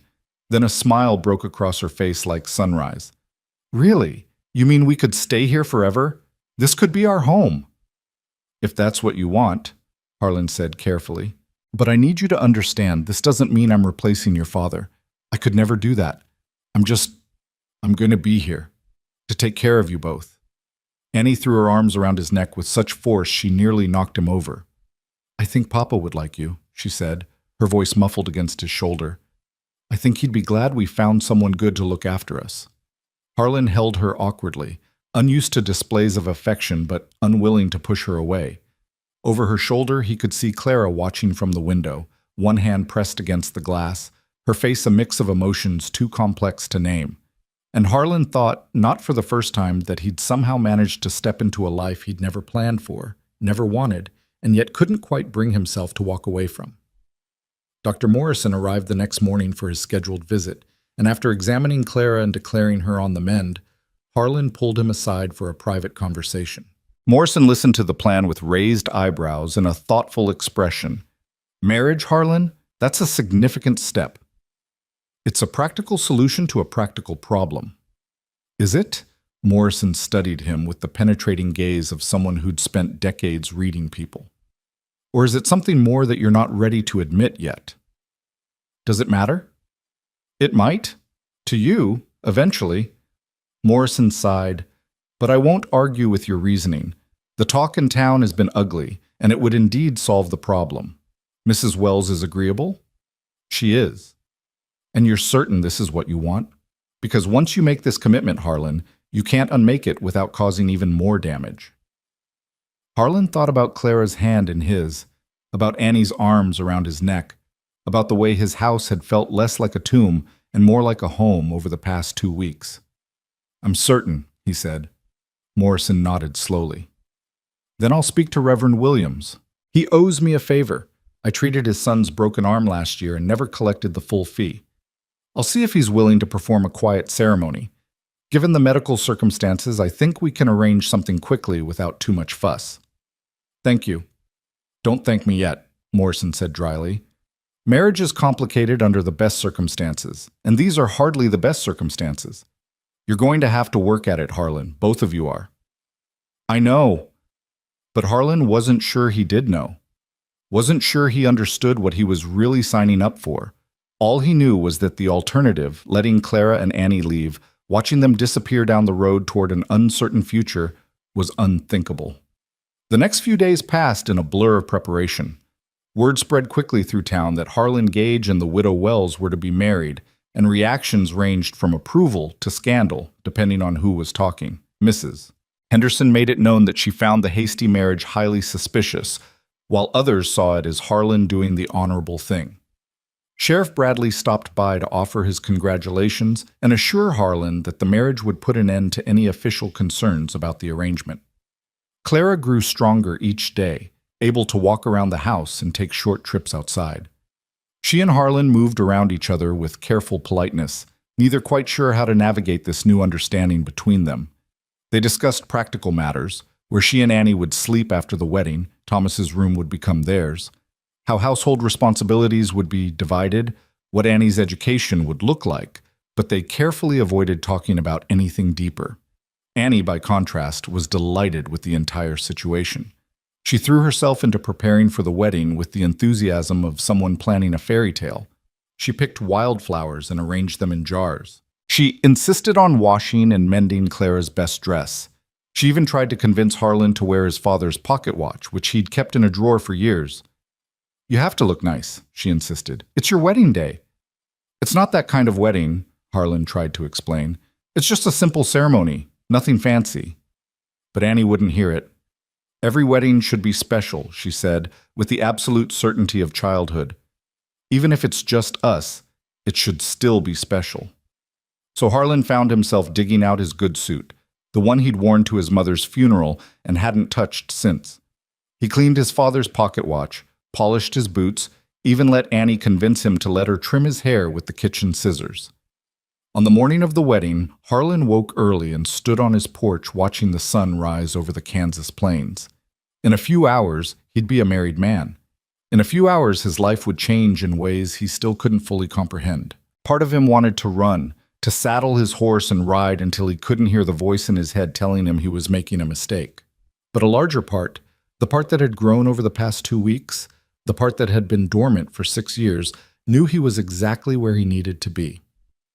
Dr. Morrison arrived mid-morning with Reverend Williams, a thin, serious man in his 50s who looked at Harlan with a mixture of sympathy and concern. "Mr. Gage," he said, shaking Harlan's hand, "Dr. Morrison has explained the circumstances. I want you to understand that marriage is a sacred covenant, not to be entered into lightly." "I understand, Reverend." "Do you? Because while I appreciate that you're trying to protect Mrs. Wells and her daughter, marriage requires more than good intentions. It requires commitment, patience, and faith." "I'm aware of what it requires," Harlan said, more sharply than he intended. "And I wouldn't be doing this if I wasn't prepared to honor those requirements." William studied him a moment longer, then nodded. "Very well. Where's the bride?" Clara emerged from the house a few minutes later, and Harlan felt his breath catch. She'd dressed in her best, a simple blue dress that she and Annie had spent the previous evening pressing and mending. Her hair was pulled back in a soft knot, and she'd found some ribbon somewhere to weave through it. She was still too thin, still pale from illness, but there was a quiet dignity in the way she carried herself that made her beautiful. She walked to Harlan's side, and they stood together facing the Reverend while Morrison and Annie served as witnesses. Sheriff Bradley had also shown up, explaining quietly that his presence would help establish the legality of the ceremony for anyone who might question it later. The ceremony was brief and businesslike. Williams spoke about duty and commitment, about the responsibilities of marriage, and the sanctity of the family. Harlan barely heard him, too focused on Clara's hand in his, small and cool, trembling slightly. He wondered what she was thinking, whether she was regretting this decision, whether she was afraid. "Do you, Harlan Gage, take this woman to be your lawfully wedded wife, to have and to hold, in sickness and in health, for richer or poorer, as long as you both shall live?" "I do," Harlan said, his voice steady. "And do you, Clara Wells, take this man to be your lawfully wedded husband, to have and to hold, in sickness and in health, for richer or poorer, as long as you both shall live?" Clara's hand tightened on Harlan's. "I do," she whispered. "Then by the power vested in me, I now pronounce you husband and wife." Williams closed his Bible with a decisive snap. "Mr. Gage, you may kiss your bride." Harlan hadn't anticipated this part, hadn't thought beyond the words and the legality. He looked at Clara, saw her eyes widen slightly, and felt panic claw at his throat. But this was what people expected, what would make the marriage seem real and legitimate. So he leaned in slowly, giving her time to pull away if she wanted to, and pressed a brief, chaste kiss to her lips. It lasted only a second, barely more than a brush of contact, but Harlan felt it like a brand. Clara's lips were soft and warm, and the brief contact sparked something in him he'd thought long dead. When he pulled back, her cheeks were flushed and her eyes were bright with tears she was fighting to control. "Congratulations," Morrison said warmly, breaking the tension. "Mrs. Gage, welcome to the family." Mrs. Gage. The name sounded foreign, impossible. Clara seemed to feel it too, her hand flying to her mouth as if she could catch the reality before it fully settled. Annie had no such reservations. She launched herself at both of them, wrapping her arms around their legs and laughing with pure joy. "We're a family now," she announced. "A real family." And Harlan thought, looking down at this child who'd somehow claimed a piece of his heart, that maybe she was right. Maybe they were a family, strange and cobbled together though they might be. Maybe that's what family was, not blood or tradition, but choice and commitment, and showing up even when it was hard. After the witnesses left, the three of them stood in the yard, none quite sure what came next. The marriage was legal and binding, but it still felt surreal, as if they were all playing parts in someone else's story. "Well," Clara said finally, her voice determinedly cheerful, "I suppose I should start dinner. Wives make dinner for their families, don't they?" "You don't have to," Harlan started. "I want to," Clara interrupted. "I want things to feel normal, or as normal as they can be, given the circumstances." She disappeared into the house, Annie trailing after her, leaving Harlan alone with his thoughts and his newly acquired responsibilities. He looked at the ring on his finger, a simple gold band that had belonged to his father, and tried to process the reality that he was married, that he had a wife and, in essence, a daughter, that his life had been irrevocably changed by a desperate question asked 2 weeks ago at his fence line. That night, after dinner was eaten and Annie was settled in bed, Harlan and Clara faced the awkward reality of sleeping arrangements. They'd discussed it earlier, agreed that Clara and Annie would continue to share Thomas's room for now, that there was no pressure to make the marriage more than what it needed to be legally. But as Clara stood in the doorway of what was now her room, she turned back to look at Harlan with an expression he couldn't quite read. "Thank you," she said quietly, "for your honor, for not expecting, for giving me time." "Take all the time you need," Harlan said. "This marriage is on your terms, Clara, whatever you're comfortable with." "And what about what you're comfortable with?" she asked. "What about what you need?" Harlan had no answer for that. He wasn't sure himself what he needed, or if he even had the right to need anything beyond what he'd already gotten, a second chance, a reason to care, a house that felt less like a tomb. "Good night, Clara," he said, instead of answering. "Good night, Harlan," she replied, and closed the door between them. Harlan stood in the hallway for a long moment, then retreated to his own room.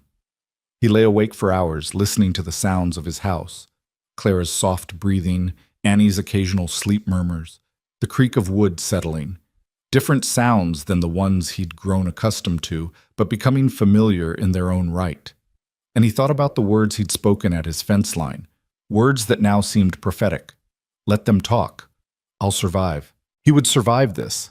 The marriage, the gossip, the complicated tangle of emotions he wasn't ready to examine. He'd survived war and loss, and 6 years of self-imposed exile. He could survive having a family again. What scared him wasn't survival. It was the possibility that surviving might not be enough anymore, that after years of merely existing, he might actually want to live again. And living, Harlan was starting to understand, meant opening himself up to all the pain and joy and messy complication he'd been avoiding. It meant caring about people who could hurt him, who could leave him, who could die and take pieces of his heart with them.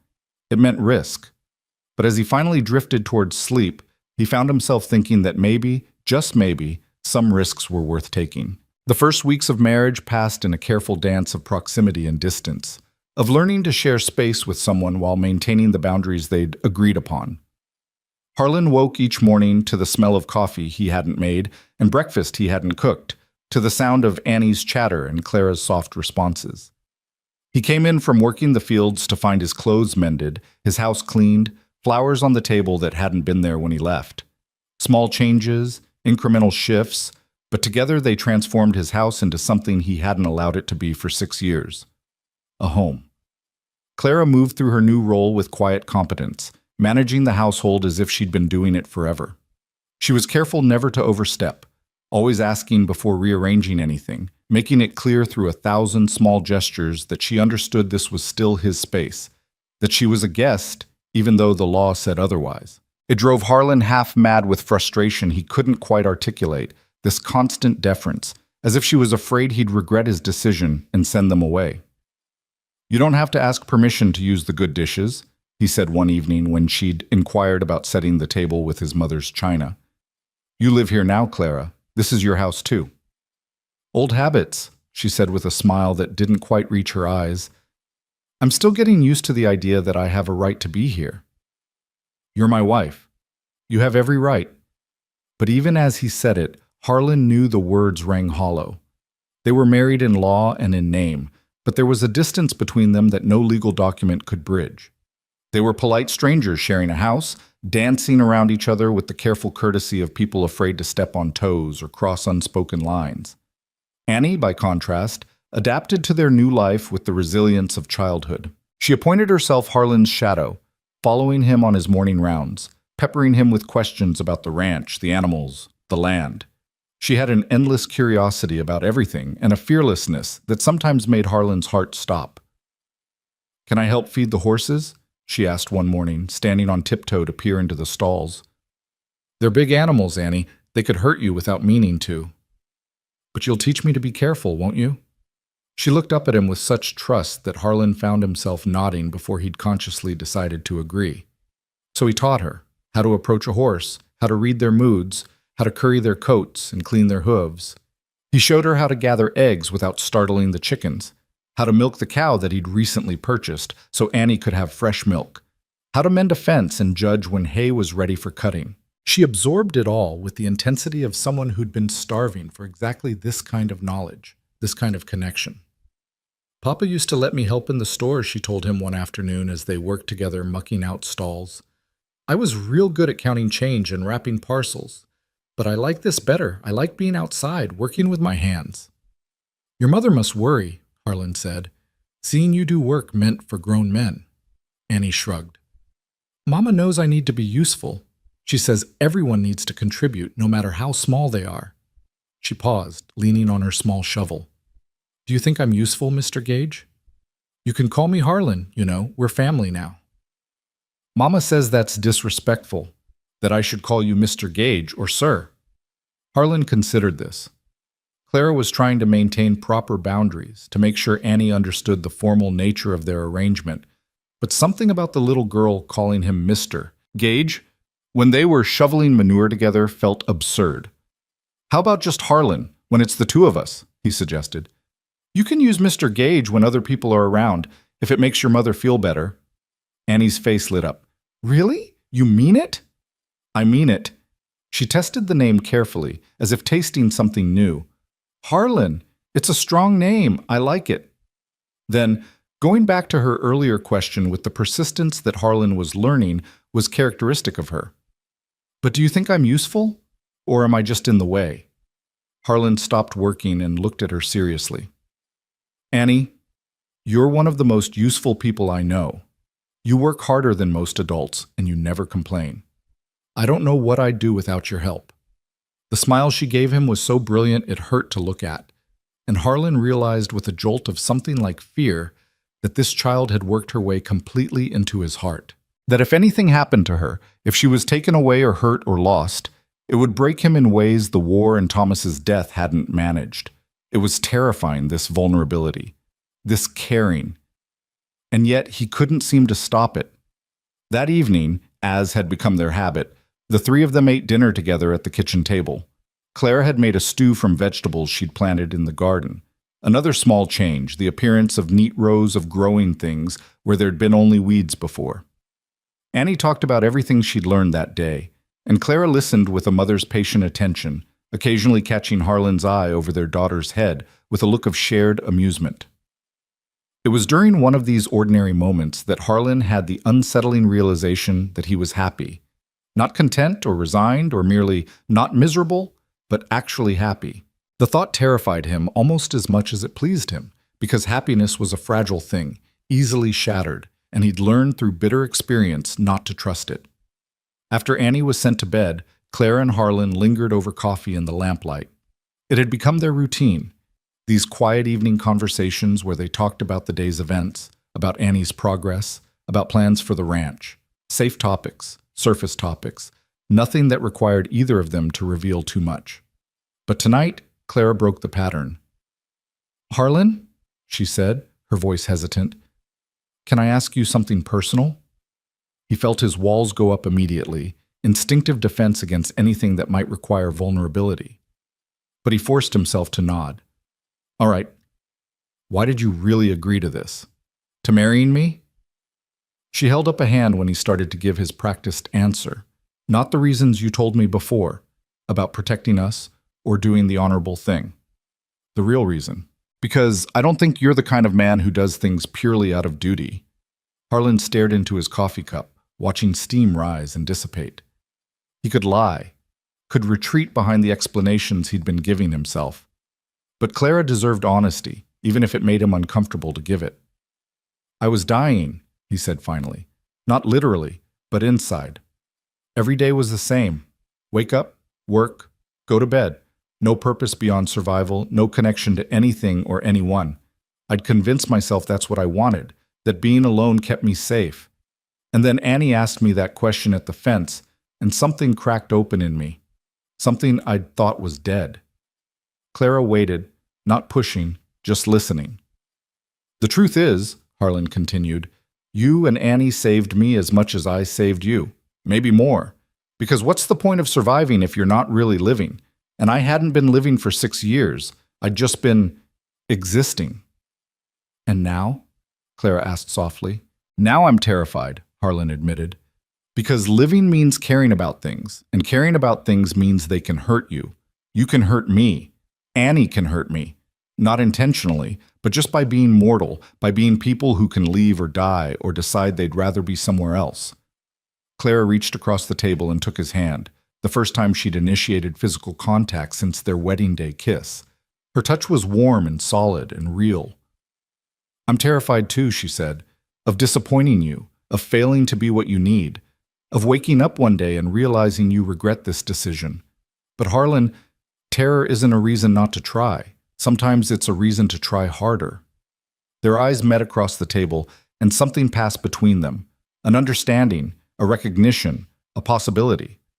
Harlan's thumb moved almost unconsciously against her hand, a small caress that felt monumental given how carefully they'd been avoiding this kind of intimacy. I don't regret it, he said, marrying you.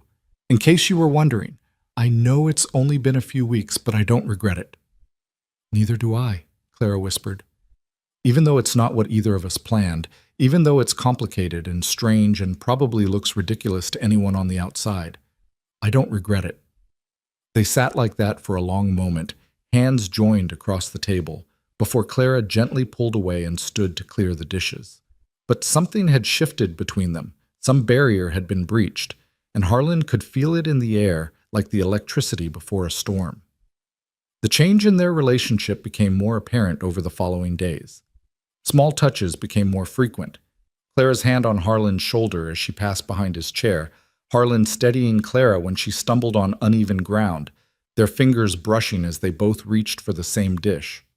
They caught each other's eyes more often, held the gaze a beat longer than necessary. The careful distance they'd maintained was slowly closing, like a gap being bridged inch by careful inch. It was nearly 3 weeks after the wedding when the first real test of their new family came in the form of a visitor. Harlan was mending fence in the south pasture when he saw a wagon approaching on the main road, and something about it made his instincts prickle with warning. As it drew closer, he recognized the driver, Silas Fletcher, a rancher from the next county over who'd served in the same regiment as Harlan during the war. They hadn't been friends exactly, but they'd shared the bond of survival, of having seen the same horrors and come out the other side.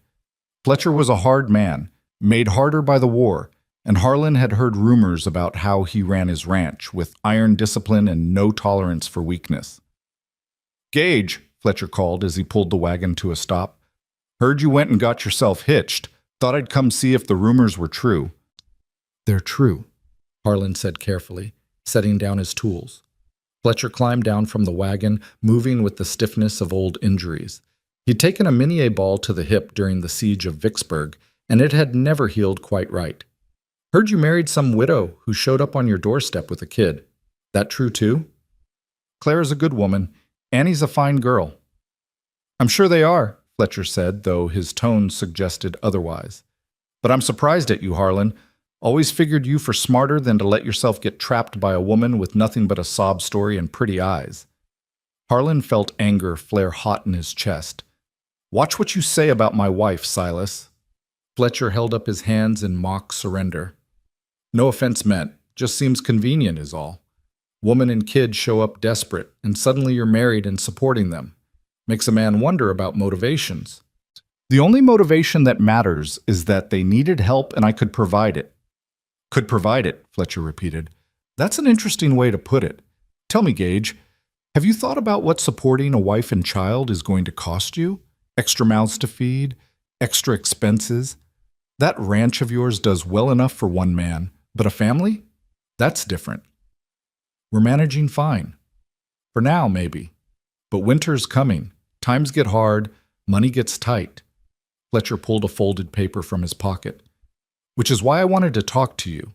I'm buying up land in this area, consolidating properties. I'd like to make you an offer for your place. Harlan stared at him. This ranch isn't for sale. Everything's for sale at the right price, and I'm prepared to be generous, enough that you could relocate somewhere cheaper, set yourself up comfortable, might even have enough left over to send that little girl to a proper school back east. No, don't be hasty, Fletcher said. Think about what's best for your new family. Wouldn't your wife rather live in town, have neighbors, have an easier life than what a ranch can offer? Clara's happy here, Harlan said, though he suddenly wondered if that was true. Had he ever asked her? Or had he just assumed that because she hadn't complained, she was content? Fletcher studied him with the shrewd eyes of a man who'd learned to read people in order to survive. Look, I'll be straight with you. I want this land. It's good grazing, good water rights. I'm willing to pay fair price, but I will have it one way or another. Easier for everyone if we do this friendly-like. That sounds like a threat, Silas. It's a reality. I've bought out 5 ranchers in this county already. Some sold willingly, some needed more convincing, but they all sold in the end. Fletcher's voice hardened. Thing is, Harlan, men with families have more to lose than men who are alone. They have vulnerabilities, responsibilities. It makes them more reasonable. Harlan took a step forward, his fists clenching. If you're suggesting what I think you're suggesting... I'm not suggesting anything, Fletcher said quickly, though his eyes glinted with satisfaction at having gotten a rise out of Harlan. Just making an observation. Now, I'll leave this offer with you. Think it over, talk to your wife. I'll come back in a week for your answer. He tossed the folded paper at Harlan's feet and climbed back into his wagon. As he drove away, he called back, Give my regards to Mrs. Gage, and Harlan, think real careful about this. For their sake, if not your own. Harlan stood watching the wagon disappear, his heart pounding with anger and something darker, fear. Because Fletcher was right about one thing. Having a family did make him vulnerable, made him have something to lose beyond his own life. And men like Fletcher knew exactly how to exploit that vulnerability. He picked up the paper Fletcher had dropped and shoved it in his pocket without reading it. Then he gathered his tools and headed back to the house, his mind churning. Clara was in the kitchen when he entered, kneading bread dough with flour dusting her arms. She looked up at his expression and immediately set aside her work. What's wrong? She asked. Harlan told her about Fletcher's visit, about the offer, and the thinly veiled threats. As he spoke, he watched Clara's face go from concern to frightened to angry. He can't force you to sell, she said when he finished. Can he? Not legally, no. But there are other ways to make someone's life difficult, especially out here, where the nearest law is an hour away and neighbors look out for their own interests first. Clara sat down heavily in a chair, her hands trembling. This is my fault. If you hadn't married me, if you didn't have us to worry about, you could tell him to go to hell and not think twice about it. This has nothing to do with you, Harlan said firmly. Fletcher's been buying up land for months. He would have come after my ranch regardless. But he wouldn't have leverage, Clara said quietly. That's what I am now, isn't it? Leverage. A vulnerability. Something that can be used against you. Harlan crossed the kitchen and knelt in front of her chair, taking her flour-dusted hands in his. Listen to me. You are not a vulnerability. You're not leverage. You're my wife, and this is your home, and no one, not Fletcher, not anyone, is going to take that away from us. How can you promise that? Because I've faced worse than Silas Fletcher and survived, and because this time I have something worth fighting for. The words hung between them, heavy with meaning. Clara's eyes searched his face, and whatever she saw there made her lean forward and press her forehead to his. I'm scared, she whispered. So am I, Harlan admitted. But we'll figure this out together. That's what families do, right? Before Clara could respond, Annie burst through the door, her face flushed with excitement. Harlan, come quick! There's a mama cat in the barn with kittens, 4 of them, and they're so tiny. The moment of intensity between Harlan and Clara broke, and they both turned to look at Annie's enthusiastic face. Despite the tension of Fletcher's visit, despite the fear and uncertainty, Harlan found himself smiling. "Show me," he said, standing and offering Clara his hand to help her up. They followed Annie to the barn, where she'd indeed discovered a stray cat that had made a nest in the hayloft. The tiny kittens were barely a week old, eyes still closed, mewing softly as they nursed. Annie was vibrating with barely contained excitement. "Can we keep them?" she asked. "Please, the mama looks hungry and they need somewhere safe." Harlan looked at the ragged cat, clearly half-starved, who'd nevertheless managed to keep her babies alive. He thought about Clara and Annie showing up at his fence, desperate and afraid, trusting him to help when they had nowhere else to turn. "We can keep them," he said, "but you'll be responsible for feeding them and making sure they have what they need." "I will," Annie promised. "I'll take such good care of them. You'll see." As they walked back to the house, Annie chattering about names for the kittens, Clara slipped her hand into Harlan's. It was a small gesture, casual enough that Annie wouldn't think twice about it, but it felt monumental to Harlan. It felt like trust, like partnership, like they were becoming something real instead of just a legal arrangement. That night, after Annie was in bed and they were having their usual coffee, Clara brought up Fletcher's offer again. "Have you thought about what he said?" she asked. "About it being harder to support a family than just yourself?" "I've thought about it," Harlan admitted. "But Clara, I'm not selling. This land, it's all I have left of my family. My father built this ranch from nothing. Thomas and I were supposed to work it together, build it into something bigger. Selling it would feel like giving up on all of that. Even if keeping it puts us in danger, I won't let Fletcher hurt you or Annie. I promise you that." Clara studied him over the rim of her coffee cup. "You can't promise that, Harlan. Not really. Men like Fletcher, they don't play fair, and if he decides he wants this land badly enough..." She trailed off, unable or unwilling to finish the thought. "Then I'll fight," Harlan said simply. "I've fought before. I know how. That's what scares me. I don't want you to have to fight. I don't want Annie growing up in a place where violence is always lurking at the edges."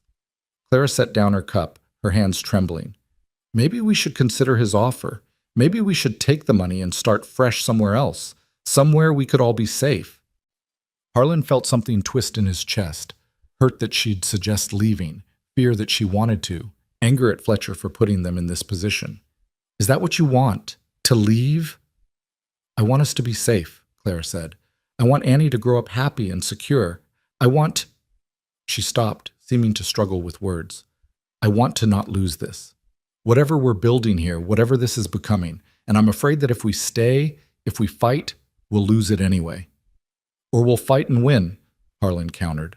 "Or we'll fight and lose, but at least know we tried." "Clara, I'm not going to make decisions out of fear. That's not living, it's just surviving. And I'm done with just surviving." Clara looked at him for a long moment, her eyes reflecting the lamplight and something deeper, respect, maybe, or understanding. "All right," she said finally. "Then we stay. We fight if we have to. But Harlan, promise me something." "What?" "Promise me you'll be careful, that you won't take unnecessary risks, because you're not alone anymore. What happens to you happens to all of us." The weight of that responsibility should have felt crushing, but instead Harlan found it oddly grounding. He had people depending on him, yes, but he also had people to depend on. He wasn't carrying everything alone anymore. "I promise," he said. They finished their coffee in comfortable silence, and when they stood to retire for the night, Claire surprised him by standing on tiptoe and pressing a brief kiss to his cheek. "Thank you," she said softly, "for not making me feel foolish for being afraid." Before Harlan could respond, she'd slipped away to her room, leaving him standing in the kitchen with his hand pressed to the spot where her lips had touched, his heart doing something complicated and unfamiliar in his chest. Over the next few days, Harlan found himself hyper-aware of potential threats. Every unfamiliar rider on the road made him tense. Every unexpected noise at night had him reaching for the rifle he now kept closer at hand. He tried not to let Clara and Annie see his vigilance, but Clara was too observant to miss it entirely. "You're worried," she said one morning as she caught him scanning the horizon for the third time in an hour. "Just being careful." "There's a difference between careful and consumed," Clara said gently. "Harlan, we can't live in fear. That's not any kind of life, especially not for Annie. She was right, and Harlan knew it, but knowing it and acting on it were two different things. He'd spent too long in war, where constant vigilance meant survival, to easily shake the habit now that threat had returned to his life. The week passed slowly, each day dragging toward Fletcher's promised return visit. Harlan threw himself into work, pushing harder than necessary, as if exhausting his body might quiet his mind. Clara and Annie maintained their routines. Clara with determined cheerfulness, and Annie with the obliviousness of childhood. They were trying to keep things normal, and Harlan loved them for it, even as he couldn't fully shake his tension. When Fletcher's wagon appeared on the horizon exactly 1 week after his first visit, Harlan was ready. He'd spent the previous evening cleaning and loading his rifle, not because he planned to use it, but because he wanted Fletcher to know he was prepared to if necessary. He met Fletcher at the property line, making it clear the man wouldn't be welcome any closer to his house. "Gage," Fletcher said by way of greeting, "I'm here for your answer." "The answer's no," Harlan said flatly. "This ranch isn't for sale, and it won't be for sale next week or next month or next year, so you can stop making offers and move on to harassing someone else." Fletcher's expression hardened. "That's disappointing. I'd hoped you'd be more reasonable." "I'm being perfectly reasonable. You're the one who can't take no for an answer. You're making a mistake, Gage, a mistake that's going to cost you." "Is that another threat, Silas?" "It's a fact." Fletcher leaned forward in his saddle, his voice dropping. "You think you're tough because you survived the war? So did I. So did a lot of men who are now working for me, men who understand that sometimes you have to fight for what you want. And I want this land." Harlan's hand moved casually to rest on the rifle at his side. "Then you're going to be disappointed, because this land is mine, legally and rightfully, and I will defend it and my family with everything I have. Do we understand each other?" For a long moment, they stared at each other, two men who'd seen war and knew exactly what they were threatening. Then Fletcher smiled, though it didn't reach his eyes. "We understand each other perfectly," he said. "I'll be seeing you around, Gage, you and your family." He turned his wagon and rode away, and Harlan stood watching until he was out of sight, his hand still on his rifle, his heart pounding with anger and fear and determination. When he returned to the house, he found Clara waiting on the porch, Annie playing with the kittens nearby. Clara took one look at his face and understood immediately what had happened. "He didn't accept your refusal," she said. "No." "So what do we do now?" Harlan looked at his wife, at the child who'd become like a daughter to him, at the home they'd built together over these few short weeks. He thought about Fletcher's threats and his own promises, about what was worth fighting for and what it meant to truly live instead of just survive. "Now," he said, "we live our lives. We don't hide. We don't run. We don't let fear control us. We work the ranch. We raise Annie. We build something good here. And if Fletcher or anyone else tries to take that away from us, we fight back. Together." Clara nodded slowly, then reached out and took his hand. "Together," she agreed. And standing there on his porch with his wife's hand in his and the sound of Annie's laughter in the air, Harlan felt something settle in his chest. Not peace exactly, there was too much uncertainty for that, but purpose, resolve, the bone-deep knowledge that whatever came next, he wouldn't face it alone. He'd spent 6 years running from connection, from vulnerability, from the risk of caring, but now, faced with the possibility of losing everything he'd gained, Harlan understood that the risk was worth it. That loving people and being loved in return was worth fighting for, worth defending, worth whatever price Fletcher or fate or life itself might demand. He was done running, done hiding, done surviving. It was time to live, whatever that might cost him. The days following Fletcher's second visit carried a weight that pressed against everything they did, like humidity before a storm that refuses to break. Harlan worked the ranch with one eye always scanning the horizon, his rifle never far from reach. Clara went about her household tasks with a determined normalcy that was more defiant than peaceful, refusing to let Fletcher's threats steal the life they were building. And Annie, blessedly unaware of the adult tension swirling around her, continued to grow and bloom like the wildflowers she loved to pick. It was Annie who first noticed the fence damage 3 days after Fletcher's visit. She came running to find Harlan in the south pasture, her face flushed with exertion and concern. "Harlan," she called, stumbling over rocks in her haste. "The fence by the creek. It's all broken down, and some of the cattle got out." Harlan's jaw tightened. He'd checked that fence 2 days ago, and it had been solid. This was no accident. He followed Annie to the creek and found exactly what he'd expected. Fence posts deliberately pulled up, wire cut cleanly with tools, and half a dozen head of cattle wandering loose on the wrong side of his property line. "Stay here," he told Annie. "I need to round up the cattle." "I can help," she insisted. "I know how to herd them. You showed me." Harlan wanted to refuse, wanted to keep her away from anything connected to Fletcher's sabotage, but they needed to get the cattle back quickly before they wandered too far or onto another rancher's land. So he nodded, and together they spent the next 2 hours driving the animals back through the gap and into the pasture.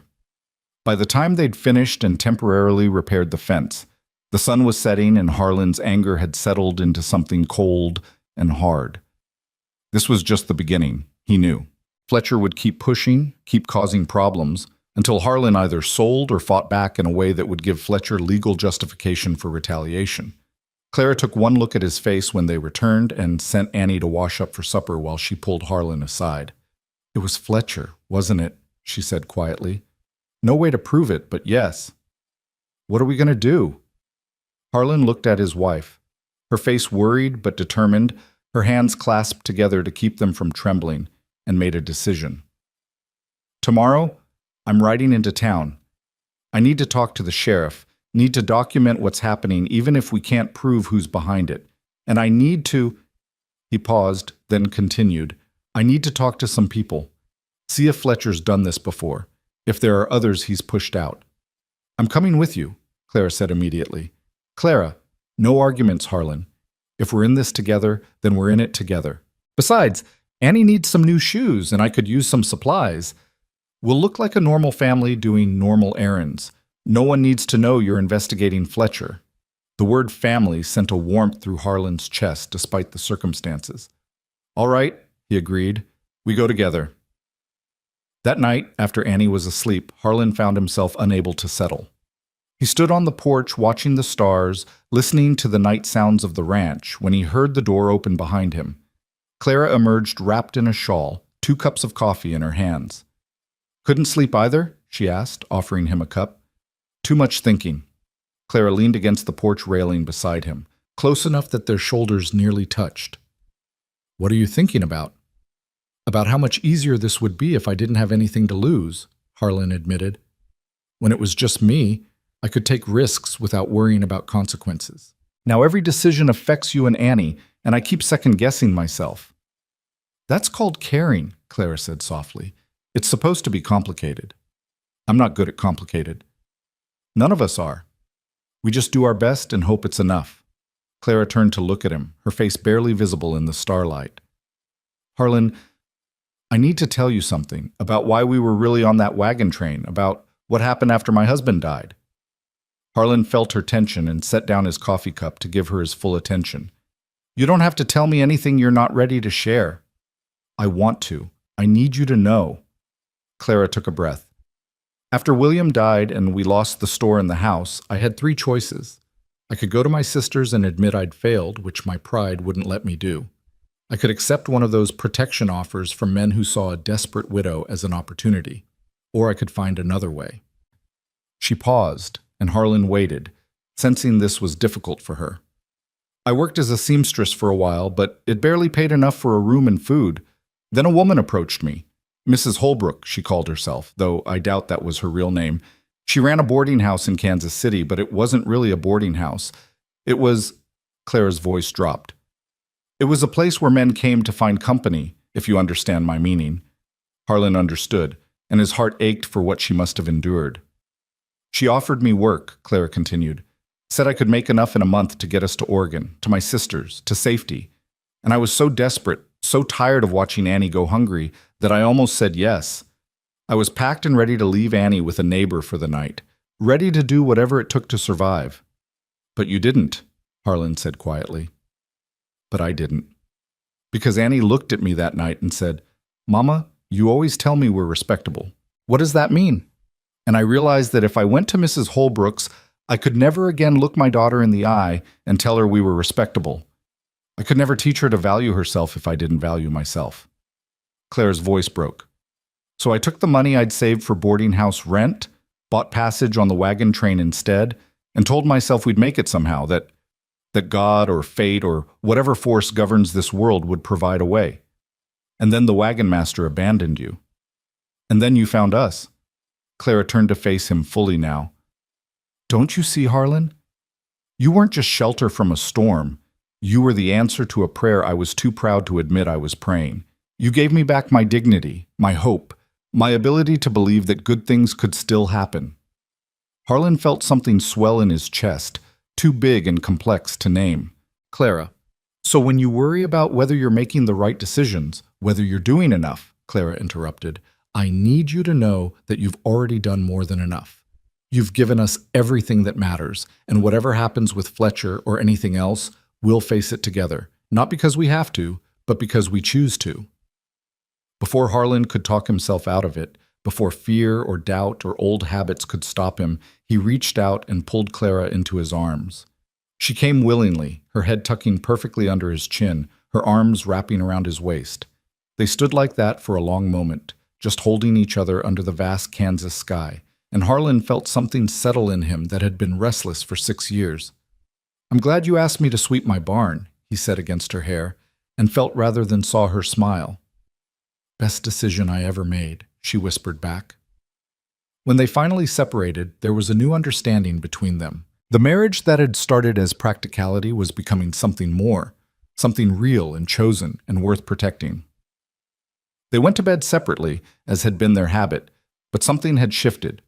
The distance between them was closing, one honest conversation at a time.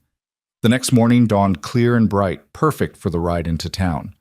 Annie was excited about the trip, chattering about what she hoped to see and whether the general store might have peppermint sticks. Clara had dressed in her best, determined to face the town gossips with her head high. And Harlan wore his father's pocket watch, a talisman of sorts, a reminder of the family who'd built this ranch, and the family he was building now. Millbrook was busier than usual when they arrived, some kind of church social, bringing people in from surrounding farms. Harlan helped Clara and Annie down from the wagon, noticing how several townspeople turned to stare, their conversations pausing mid-sentence.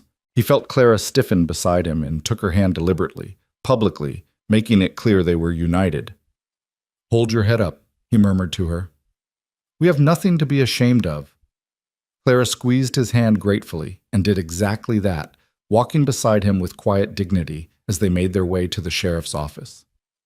Sheriff Bradley looked up from his desk as they entered, his expression shifting from neutral to concerned when he saw Harlan's face. Tom, Harlan said, I need to report some property damage. Someone cut my fence by the creek. Let cattle loose. Bradley pulled out a notepad. When did this happen? Night before last, best I can figure. Found it yesterday morning. Harlan gave him the details, careful to stick to facts and not mention his suspicions about Fletcher. But Bradley was no fool. When Harlan finished, the sheriff set down his pencil and looked at him directly. This have anything to do with Silas Fletcher's interest in your property? Can't prove it does, but the timing's suspicious. Bradley sighed. Fletcher's been doing this all over the county. Fence damage, mysteriously spooked cattle, equipment going missing. Nothing we can pin on him directly, but it's always ranchers he's made offers to who experience the problems. And you can't stop him? Not without proof. And Fletcher's smart. He never gets his own hands dirty. Bradley leaned back in his chair. But I'll tell you what I told the others. Document everything. Write down dates, damages, costs. Build a paper trail. Eventually, he'll slip up or push too hard, and when he does, I'll have enough to bring charges. How many others? Clara asked.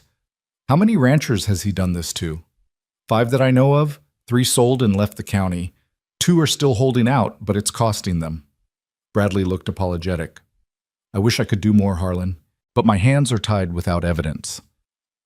They left the sheriff's office more discouraged than when they'd arrived. Legal protection was useless if the law couldn't act, and Fletcher knew it. As they walked toward the general store, Harlan found himself scanning the street, looking for Fletcher or his men, on edge in a way that made him hate what this situation was turning him into. At the general store, Sam Tucker greeted them warmly, pointedly ignoring the disapproving looks from Mrs. Henderson and her circle of friends who were browsing fabrics in the corner. Annie immediately gravitated toward the candy jars, her eyes wide with longing, and Clara smiled despite the tension. "Pick one treat," she told Annie. "Just one." While Clara helped Annie make her selection and then looked at shoes, Harlan pulled Sam aside. "I need to ask you something. Those ranchers who sold to Fletcher, do any of them still live around here? Anyone I could talk to?" Sam's expression grew troubled. Most moved away, but Jim Morrison, no relation to the doctor, he's still in the county, lives in a small house on the edge of town. Sold his ranch to Fletcher last spring. He lowered his voice. Lost his barn in a fire 2 weeks before he sold. Never could prove it was arson, but Harlan understood. "Can you give me his address?" Sam wrote it down, then hesitated. "Harlan, be careful. Fletcher's got friends in this town, people who benefit from his business. Not everyone's going to be happy about you asking questions." "Noted." They finished their shopping and loaded the supplies into the wagon. Harlan told Clara he needed to make one more stop and drove to the address Sam had given him. Jim Morrison's house was small and shabby, the home of a man who'd lost everything. When Morrison answered the door, Harlan saw defeat written in every line of his weathered face. "Mr. Morrison, my name's Harlan Gage. I'm sorry to bother you, but I was hoping you could spare a few minutes to talk about Silas Fletcher." Morrison's face hardened. "You one of his men?" "No, sir. I'm someone he's trying to force off my land. I heard what happened to you, and I wanted to know the truth." Morrison studied Harlan for a long moment, then glanced past him to where Clara and Annie waited in the wagon. Something in his expression softened. "You got a family," he said. "That makes it harder." "Makes what harder?" "Saying no to him, standing your ground." Morrison stepped aside. "Come in. Your wife and daughter, too. This ain't a conversation to have in the street." In Morrison's sparse parlor, with Annie playing quietly with her new kitten toy in the corner, Morrison told them his story. It was a familiar pattern: Fletcher making an offer, Morrison refusing, then a series of escalating problems. Fence damage, like Harlan had experienced, then equipment sabotage.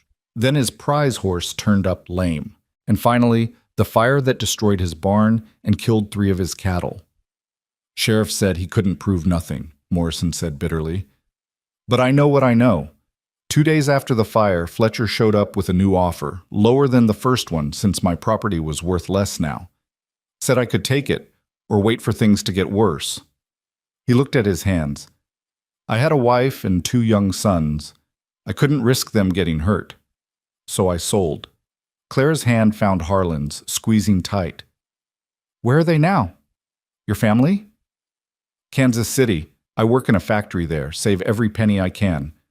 Someday, maybe I'll have enough to buy land again. Someday." But his voice held no conviction, and Harlan knew Morrison understood that someday would never come. "Did you ever see any of Fletcher's men?" Harlan asked. "Anyone you could identify?" "Saw shadows once or twice, heard horses in the night, but see them clear enough to testify in court? No." Morrison leaned forward. "Mr. Gage, I'm going to tell you what I wish someone had told me. Fletcher always wins. He's got money, connections, men willing to do his dirty work. And he's patient. He'll keep pushing until you break or sell or—" He glanced at Clara and Annie. "Until something happens that makes you realize no piece of land is worth losing what really matters." "That's exactly what he's counting on," Harlan said quietly. "That we'll all be too afraid to stand up to him." "Sometimes fear is smart," Morrison said. "Sometimes it keeps you alive." They thanked Morrison for his time and left, the weight of his words settling heavy on all of them. On the ride home, Annie fell asleep against Clara's shoulder, exhausted from the excitement of town. Clara and Harlan rode in silence, each lost in thought. Finally, Clara spoke. "He's right, you know, Morrison. No land is worth losing your family over." "I'm not going to lose you," Harlan said. "You can't promise that." "Yes, I can, because I'm not going to let Fletcher dictate how we live. I'm not going to let him win through intimidation." Harlan looked at Clara, at the fear in her eyes that she was trying so hard to hide. "But I need to know you're with me. that you believe this fight is worth having. Clara was quiet for so long that Harlan thought she might not answer. Then she said, "When I left Kansas City, when I chose to keep my dignity rather than take the easy path, I promised myself I'd never again let desperation make my decisions. If we run from Fletcher, if we let him drive us away, that's desperation talking. But if we stay, if we fight for what's ours," she took a breath. "That's choosing. That's living deliberately. So yes, I'm with you. We stand our ground." Harlan felt something fierce and proud swell in his chest. This woman, who'd been through so much, who had every reason to choose safety over principle, was choosing to fight beside him. It humbled him and strengthened him at the same time. When they arrived home, Harlan carried a sleepy Annie into the house while Clara unpacked the supplies. After Annie was tucked into bed, they stood together in the kitchen, the lamp casting warm shadows across the familiar space. "What's our next move?" Clara asked. "We prepare," Harlan said. "Make sure the ranch is secure, document everything that happens, and let Fletcher know we're not going anywhere." He paused. "And we live our lives. We don't let him steal our joy or our peace, because the moment we do that, he's already won." Over the next week, Harlan worked harder than ever to secure the ranch. He repaired fences, marked property boundaries clearly, and set up a system where he could check the perimeter every morning and evening. He also did something he hadn't done since the war. He asked for help.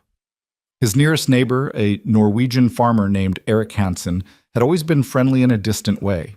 When Harlan rode over to explain the situation with Fletcher, Hansen listened thoughtfully and then said, "I wondered when Fletcher would work his way to your property. He tried to buy mine last year." "What did you do?" "I told him to go to hell in 3 languages," Hansen said with a slight smile. "Norwegian, English, and one I learned in the army that's not fit for polite company. He hasn't bothered me since, but I watch my back." He extended his hand. "You need help. You send word. We neighbors should look out for each other." The conversation with Hansen led to others. Harlan discovered that several ranchers in the area had dealt with Fletcher's pressure and resented it. They might not be willing to testify against him, but they were willing to keep watch, to share information, to present a united front that made further intimidation more difficult. It was during this time that Harlan saw Clara truly take ownership of their home. She organized a dinner for the neighboring families who'd pledged support, cooking enough food to feed a small army, and charming everyone with her warmth and grace. She befriended their wives, creating a network of women who looked out for each other and shared news. And she did it all with a quiet strength that made Harlan fall a little more in love with her every day. Love. The word crept into his thoughts more and more often, at first unwelcome and then inevitable. He loved the way Clara hummed while she cooked. He loved how she'd started leaving little notes for him around the house, reminders of tasks, or sometimes just simple messages like, "Thinking of you." He loved the sound of her laugh, the way she looked at him when she thought he wasn't paying attention, the competent way she handled everything from a household emergency to a difficult conversation. And Annie had completely captured his heart. She was his shadow, his student, his source of unexpected joy. When she called him Harlan in that matter-of-fact way of hers, when she took his hand without thinking, when she ran to him with her problems and triumphs, Harlan felt a fierce protective love that he'd never experienced before. 2 weeks after their trip to town, on an evening when the sunset painted the sky in shades of gold and crimson, Harlan came in from the fields to find Clara and Annie in the garden. Clara was teaching Annie to identify different plants, their heads bent together over a basil plant, and the sight of them, his wife and daughter in all but blood, made something crystallize in Harlan's mind. This was what he'd been fighting for, not just the land or the ranch, or even his pride. This moment of peace and beauty and belonging, this family that had somehow formed from desperation and kindness and daily choice. That night, after Annie was asleep, Harlan found Clara on the porch, where they'd shared so many evening conversations. She smiled as he joined her, and he thought she'd never looked more beautiful than she did in that moment, backlit by lamplight and starshine. "Clara," he said, "I need to tell you something." She turned to face him, suddenly serious. "What's wrong?" "Nothing's wrong. Everything's—" He struggled for words. This man who'd spent 6 years in silence. "When you and Annie showed up at my fence, I thought I was doing you a favor. I thought I was helping you, but the truth is, you saved me. You brought me back to life. You made me remember what it means to care about something beyond the next day's work." Claire's eyes were shining in the darkness. "Harlan, let me finish," he said gently. "I know this marriage started as a practical arrangement, protection and security in exchange for a home. But Clara, it's become so much more than that, at least for me. And I need you to know that I love you. I love you and Annie both, and not because I have to or because it's my duty, but because I choose to. Because you've become the center of my world, and I can't imagine it any other way." A tear slipped down Clara's cheek, catching the light. "Do you mean that? Truly?" "I've never meant anything more in my life." Clara stepped closer, her hands coming up to frame his face. "Then you should know that I love you too. I have for weeks now, maybe from the moment you stood up to Mrs. Henderson in that store. You're everything I didn't know I needed, strong and kind and stubborn and good. And I stopped thinking of this as a convenient arrangement a long time ago." Harlan kissed her then, really kissed her, not the brief press of lips from their wedding day, but a deep, claiming kiss that spoke of promises and passion and permanence. Clara kissed him back with equal fervor, her fingers threading through his hair, her body melting against his. When they finally broke apart, both breathing hard, Harlan rested his forehead against hers. "I want to be a real husband to you, Clara, in every way, if you're willing." "I'm willing," she whispered. "I've been willing for a while now. I was just waiting for you to be ready." That night, the distance between their bedrooms finally closed. Harlan carried Clara to his room, their room now, and showed her with touch and whispered words exactly how much she meant to him. And Clara gave herself to him with trust and love and a joy that made Harlan understand finally what it meant to be truly alive. In the weeks that followed, their life took on a new dimension. The quiet contentment they'd built expanded into something richer and deeper. A partnership that encompassed every aspect of their lives. They worked together during the day and fell asleep in each other's arms at night. They made plans for the future, expanding the ranch, perhaps adding to their family, building something lasting. Annie noticed the change, of course. Children always did. But if she had questions about why her mother now slept in Harlan's room or why they seemed to smile at each other more, she kept them to herself. She seemed simply happy that the adults in her life were happy, that the home they'd built together felt secure and permanent. Fletcher, meanwhile, had been surprisingly quiet. No more fence damage, no more mysterious problems. It made Harlan nervous at first, waiting for the other shoe to drop. But as summer turned toward autumn and the quiet continued, he began to wonder if perhaps their resistance had worked. If perhaps Fletcher had moved on to easier targets. He should have known better. It was late September when Annie found the dead cattle. She'd gone out early to check on the mama cat and her now-grown kittens in the barn and had wandered to the north pasture. Harlan heard her screaming and ran, his heart in his throat, expecting to find her hurt. Instead, he found her standing frozen at the pasture gate, her face white with shock. Beyond her, 4 head of cattle lay dead, clearly poisoned, and on the fence post was a note, simple and direct. "Final offer, $2,000 for the property, or next time it's worse. You have 1 week." Harlan read the note with cold fury spreading through his veins. This was beyond property damage or intimidation. This was a direct threat, and the implication was clear. If cattle could be poisoned, so could people. He scooped up Annie, who was shaking and crying, and carried her back to the house. Clara took one look at their faces and knew something terrible had happened. While she comforted Annie, Harlan rode directly to town to fetch Sheriff Bradley. Bradley examined the scene, photographed the note, took statements. His face was grim as he finished his documentation. "This crosses a line," he said. "Poisoning livestock is a serious crime, and the note is direct evidence. I can arrest Fletcher." "Will it stick?" Harlan asked. Bradley's expression said everything. "Not unless we can prove he wrote the note or ordered it written, and he's too smart for that. His lawyer will have him out before the ink dries on the charges." "So what do we do?" "I'll bring him in for questioning, see if I can rattle him into saying something useful. But Harlan," Bradley's voice dropped. "He's escalating. The man's not going to stop. You need to think seriously about whether this land is worth what he's threatening." "It's not just land anymore," Harlan said quietly. It's principle. If we give in to him, what message does that send? That bullies win? That might makes right?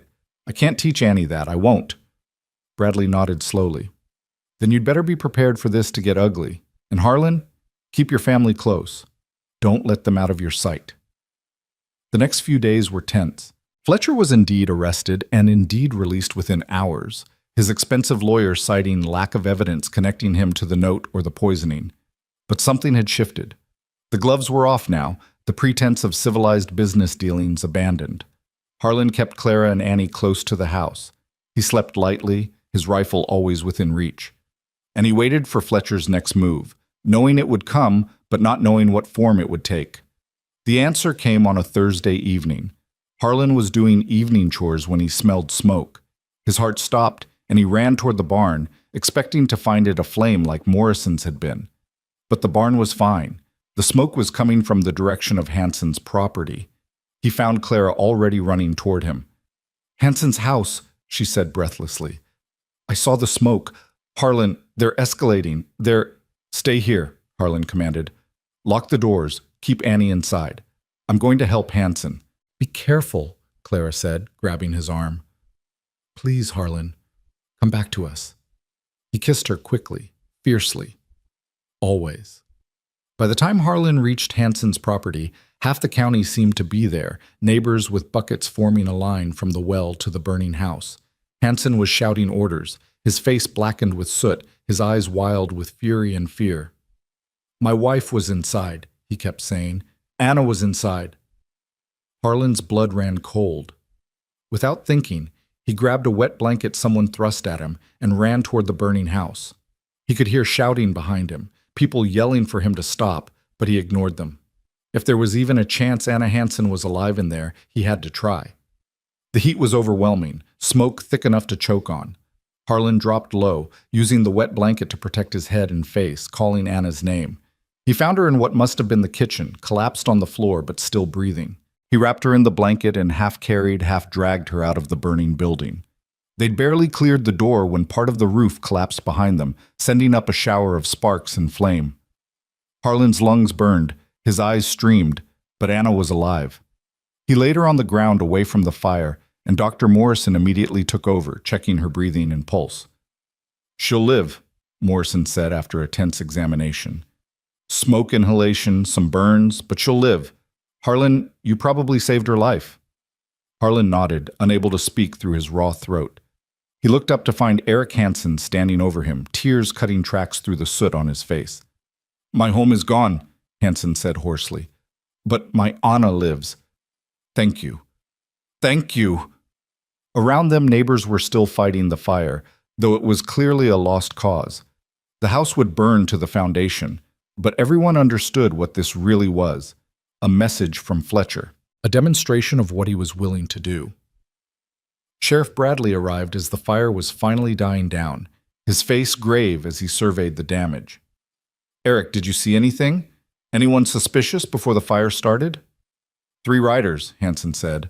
Saw them in the distance maybe an hour before I smelled smoke. Too far away to identify, but I know what I know. This was Fletcher. Can you prove it? Hansen's silence was answer enough. Bradley pulled Harlan aside. This has gone too far. I'm going to Fletcher's ranch tonight, and I'm bringing every deputy I can muster. Even if we can't make charges stick, I'm going to make it damn clear that the law is watching him now. I'm coming with you, Harlan said. Harlan, I'm coming. This isn't just about my ranch anymore. He's terrorizing the whole county. Someone needs to stand up to him, and if the law can't do it effectively, then the people he's wronged should at least have their say. Bradley considered, then nodded. All right, but you follow my lead. We do this by the book, or we risk making things worse. Harlan rode home quickly to tell Clara what had happened and where he was going. She listened with growing horror to the story of the fire, then threw her arms around him. You could have died, she said against his chest. But I didn't, and Anna Hansen is alive because of it. Clara pulled back to look at him. Go with the sheriff. Do what needs to be done. But Harlan, promise me you'll be careful. Promise me you'll come home. I promise.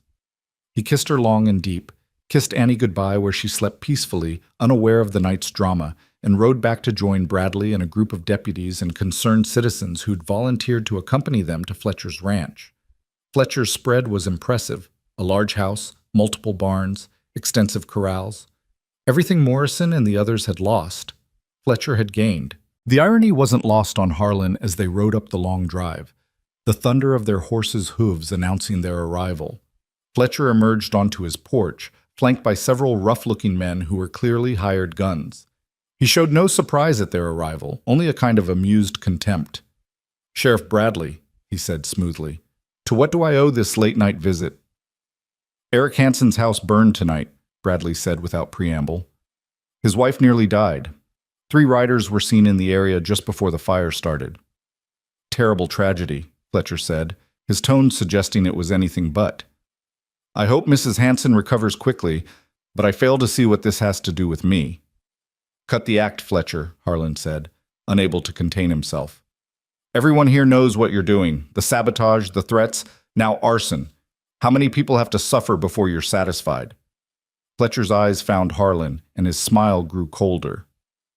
"Mr. Gage, still clinging to that little ranch of yours, I see. How's the family? Wife and daughter doing well?" The implied threat made Harlan's vision go red. He started forward, but Bradley's hand on his arm stopped him. "That sounded like a threat, Mr. Fletcher," Bradley said quietly, "and that's something I can arrest you for." "Did it?" Fletcher's expression was all innocence. "I was merely asking after Mr. Gage's family. Surely that's not a crime." "The crimes you've committed?" Bradley started. "Alleged crimes," Fletcher interrupted, "which you have no proof of. Now, unless you have a warrant, Sheriff, I'd appreciate if you and your mob would leave my property." Bradley's jaw worked, but he knew when he was beaten. Without hard evidence, there was nothing more he could do. "This isn't over, Fletcher." "No," Fletcher agreed, his eyes still on Harlan. "It's not. Mr. Gage still has until Monday to accept my final offer. After that," he shrugged. "Well, who knows what might happen? Accidents are so common on ranches. People get hurt, buildings burn, families get torn apart by tragedy." Harlan lunged forward, but it took 3 men to hold him back. Fletcher just smiled, having gotten the reaction he wanted. "Monday, Gage," he called as they were forced to leave. "Think about what matters most to you." The ride back was silent, each man lost in thoughts of anger and frustration. When they reached town, Bradley pulled Harlan aside one more time. "I'm sorry," he said. "I know this isn't the outcome anyone wanted, but Harlan, you need to think seriously about his offer. A man like Fletcher doesn't make idle threats." "I know he doesn't," Harlan said quietly, "but I'm done running from bullies, done letting fear make my decisions." He rode home through the pre-dawn darkness, his mind churning. Fletcher had made his threat clear. Accept the offer, or watch everyone Harlan loved suffer. It was the choice Morrison had faced, the choice that had broken him. But as Harlan's house came into view, lamplight glowing in the windows where Clara had stayed awake waiting for him, he knew he couldn't make the same choice Morrison had. Not because the land mattered more than his family, it didn't, but because teaching Annie and Clara to run from threats, to let bullies win, to compromise their principles out of fear, that would destroy them just as surely as any fire Fletcher could set. Clara met him at the door, and he held her close, breathing in the scent of her hair, feeling the solid reality of her in his arms. "What happened?" she asked. He told her everything: the confrontation, Fletcher's threats, the deadline. When he finished, Clara was quiet for a long moment. "Monday," she said finally. 3 days. 3 days. What are we going to do?" Harlan pulled back to look at her. "What do you think we should do?" Clara took a deep breath. "I think we should call his bluff. I think we should refuse to sell, document everything he does in response, and trust that eventually justice will catch up with him. It's a risk, Harlan, a huge risk. But if we give in now, we'll spend the rest of our lives running from one bully or another, and I'm tired of running." Harlan felt his love for this woman swell until it felt like his chest couldn't contain it. "You're sure? Because this is your home too now, your safety and Annie's. I won't make this decision without you." "I'm sure," Clara said firmly. "We stand our ground, together." The next 3 days were some of the longest of Harlan's life. They prepared as best they could, moved valuable items to Hansen's temporary shelter, made sure all animals were accounted for, kept weapons close at hand. The neighboring ranchers, inspired by Harlan's defiance and angered by the attack on Hansen, formed a kind of informal patrol, taking turns watching each other's properties. Annie sensed the tension but didn't fully understand it. She went about her routines with the resilience of childhood, playing with her kittens, helping with chores, asking questions about everything. It broke Harlan's heart to see her innocence, knowing Fletcher's threats put her in danger. Sunday evening came, their last night before Fletcher's deadline. After Annie was asleep, Harlan and Clara sat together on the porch, holding hands and watching the stars. "Whatever happens tomorrow," Harlan said, "I want you to know that these past months with you and Annie have been the best of my life.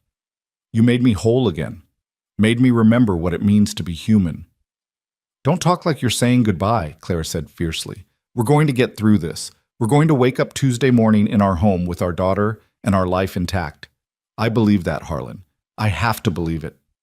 "I believe it too," Harlan said, and found that he meant it. Not because he had any guarantee of safety, but because the alternative, letting fear win, letting Fletcher destroy what they'd built, was unthinkable.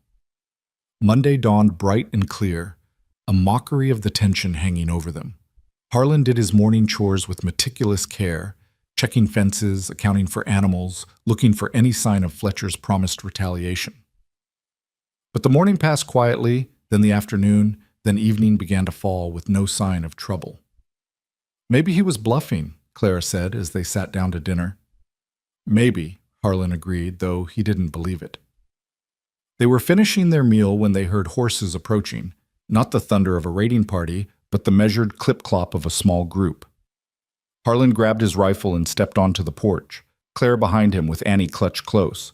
It was Sheriff Bradley, accompanied by a well-dressed stranger and 3 deputies. Bradley's face was unreadable as he dismounted. "Harlan, Clara, can we come in?" Harlan's heart sank. This felt like bad news, but he nodded and led them into the parlor where Clara perched on the edge of the sofa with Annie beside her, both looking anxious. "Mr. Gage," the stranger said, "my name is William Peterson. I'm a federal marshal and I've been investigating Silas Fletcher for the past 6 months. Harlan felt his heartbeat quicken. Investigating him for what? Mail fraud, intimidation, conspiracy to commit arson, and suspected murder, Peterson said calmly. Fletcher's been operating across multiple counties, using the same tactics everywhere. But victims have been too frightened to testify, and we couldn't build a case. Until now. "I don't understand," Clara said. "What changed?" Peterson pulled out a folder. "What changed is that one of Fletcher's men got scared. Carl Dunmore. He was there the night the Hansen house burned. Fletcher ordered it, and Dunmore lit the fire. But when he saw Mrs. Hansen almost die, it was too much for him. He came to us, gave a full confession, agreed to testify against Fletcher in exchange for a reduced sentence." Harlan felt like the ground had shifted beneath him. "So, Fletcher is under arrest," Bradley said, unable to hide his satisfaction. "We picked him up an hour ago. He's being held without bail pending trial. And with Dunmore's testimony, plus the evidence we've gathered from other victims, the prosecutor is confident we can convict him on multiple charges." Clara let out a sound that was half laugh, half sob. Annie looked confused, but hopeful. And Harlan felt 6 weeks of tension drain out of him all at once, leaving him almost dizzy with relief. "It's over?" he asked, needing to hear it confirmed. "It's over," Peterson said. "Fletcher's done terrorizing people. And Mr. Gage, I want you to know that your refusal to back down, your willingness to stand up to him even when it was dangerous, that inspired other victims to come forward. Jim Morrison is willing to testify now. So are 2 others. You helped break this case by refusing to be broken yourself." After the lawmen left, Clara threw herself into Harlan's arms, laughing and crying at the same time. Annie, picking up on the adults' relief, started dancing around the room, and Harlan found himself laughing for the first time in weeks. "It's really over," Clara said against his chest. "We won. We actually won." "We stood our ground," Harlan corrected. "We refused to let fear win. That's what matters." That night, after Annie was asleep and they lay in their bed together, Clara turned to Harlan in the darkness. Do you remember that first night? She asked. When Annie asked if she could sweep your barn in exchange for letting us sleep there? I remember. I was so scared, so desperate. I truly believed we might die on that road if you turned us away. She moved closer, her hand finding his. I could never have imagined then that 3 months later we'd be here. Married, in love, safe. It seemed impossible. Most good things seem impossible until they happen, Harlan said. Do you ever wonder what would have happened if you'd said no? If you'd turned us away? I try not to think about it, Harlan admitted, because the idea of a world where I never met you, where Annie never entered my life, where I'm still alone in this house going through the motions of living without actually being alive, that's more terrifying than anything Fletcher threatened. Clara kissed him then, soft and sweet. Sometimes I think we weren't just looking for shelter that day. We were looking for a place to belong. And you weren't just offering shelter. You were looking for a reason to belong to the world again. Guess we found what we were looking for, Harlan said. Guess we built it ourselves, Clara corrected. The weeks following Fletcher's arrest brought a sense of peace to the county that hadn't existed in years. Ranchers who'd been driven out started coming back, reclaiming properties Fletcher had bought through intimidation. Jim Morrison and his family returned, and Harlan helped him rebuild. The neighbors who'd banded together during the crisis became genuine friends, their families gathering regularly for shared meals and support. As autumn deepened into winter, Harlan's ranch thrived in ways it never had when he'd worked it alone. Clara's garden produced enough vegetables to preserve for winter and share with neighbors. Annie started attending the small local school, making friends and thriving under the security of a stable home. And Harlan discovered that the ranch work that had once been a way to avoid thinking was now a joy, because it was building something for people he loved. On a crisp November evening, with the first snow of winter dusting the ground, Harlan stood on his porch watching Clara and Annie build a snowman in the yard. Their laughter rang out clear and bright, and Harlan felt a peace he'd never thought he'd experience again. Mr. Gage? He turned to find Annie at the bottom of the porch steps, her nose red from the cold, her eyes bright with happiness. What is it, sweetheart? Mama and I were talking, and we wanted to ask you something. She climbed the steps to stand beside him. You know how Mama's name changed when you got married?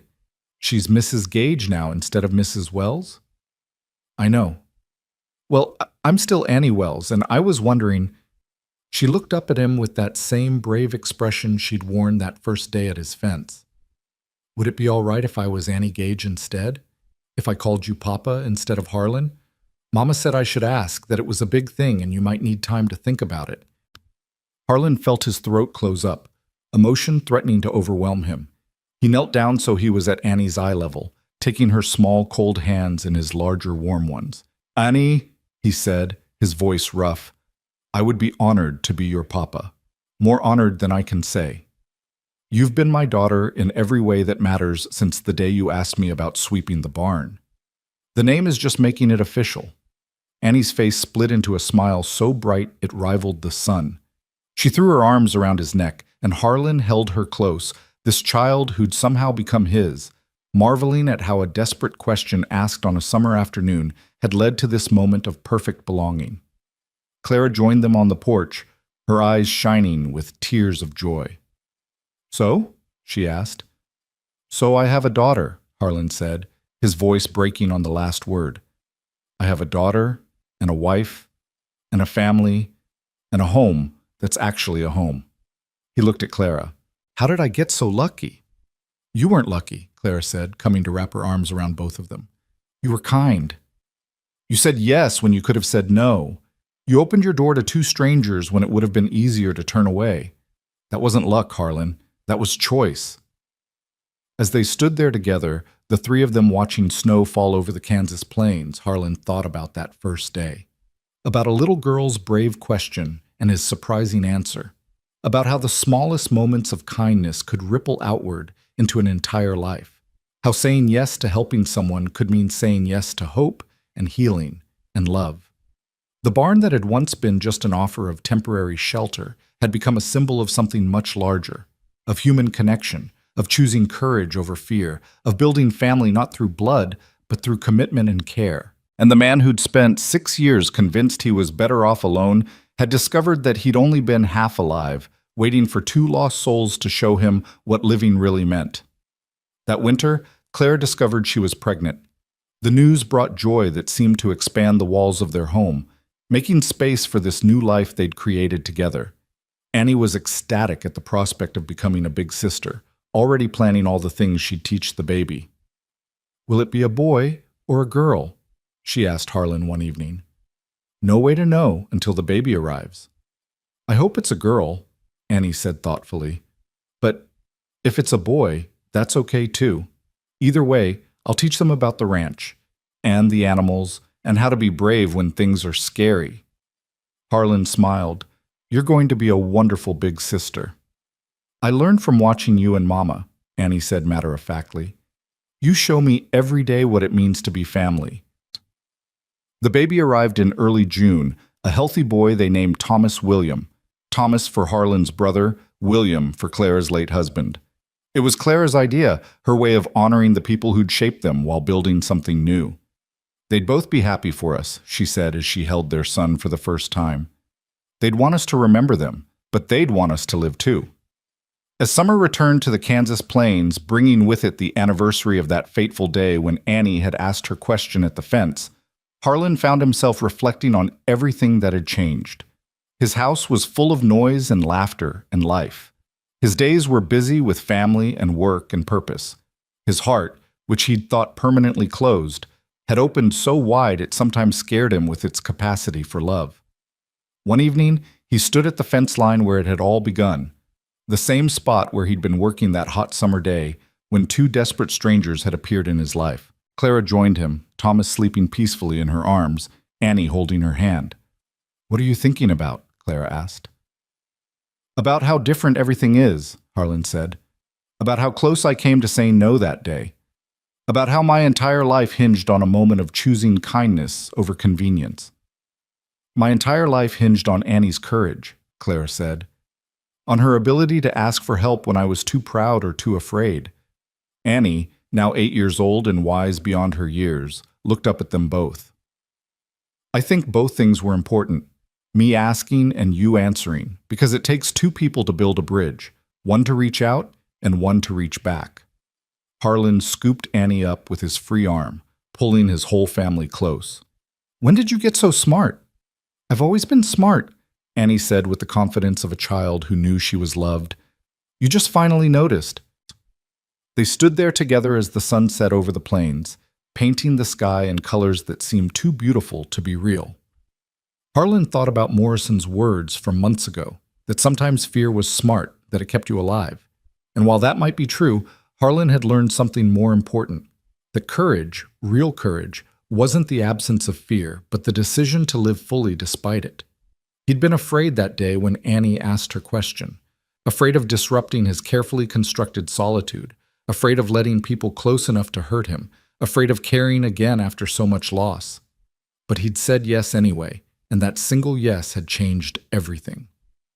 "Thank you," he said to no one in particular, to everyone at once, "for asking, for answering, for staying, for building this with me."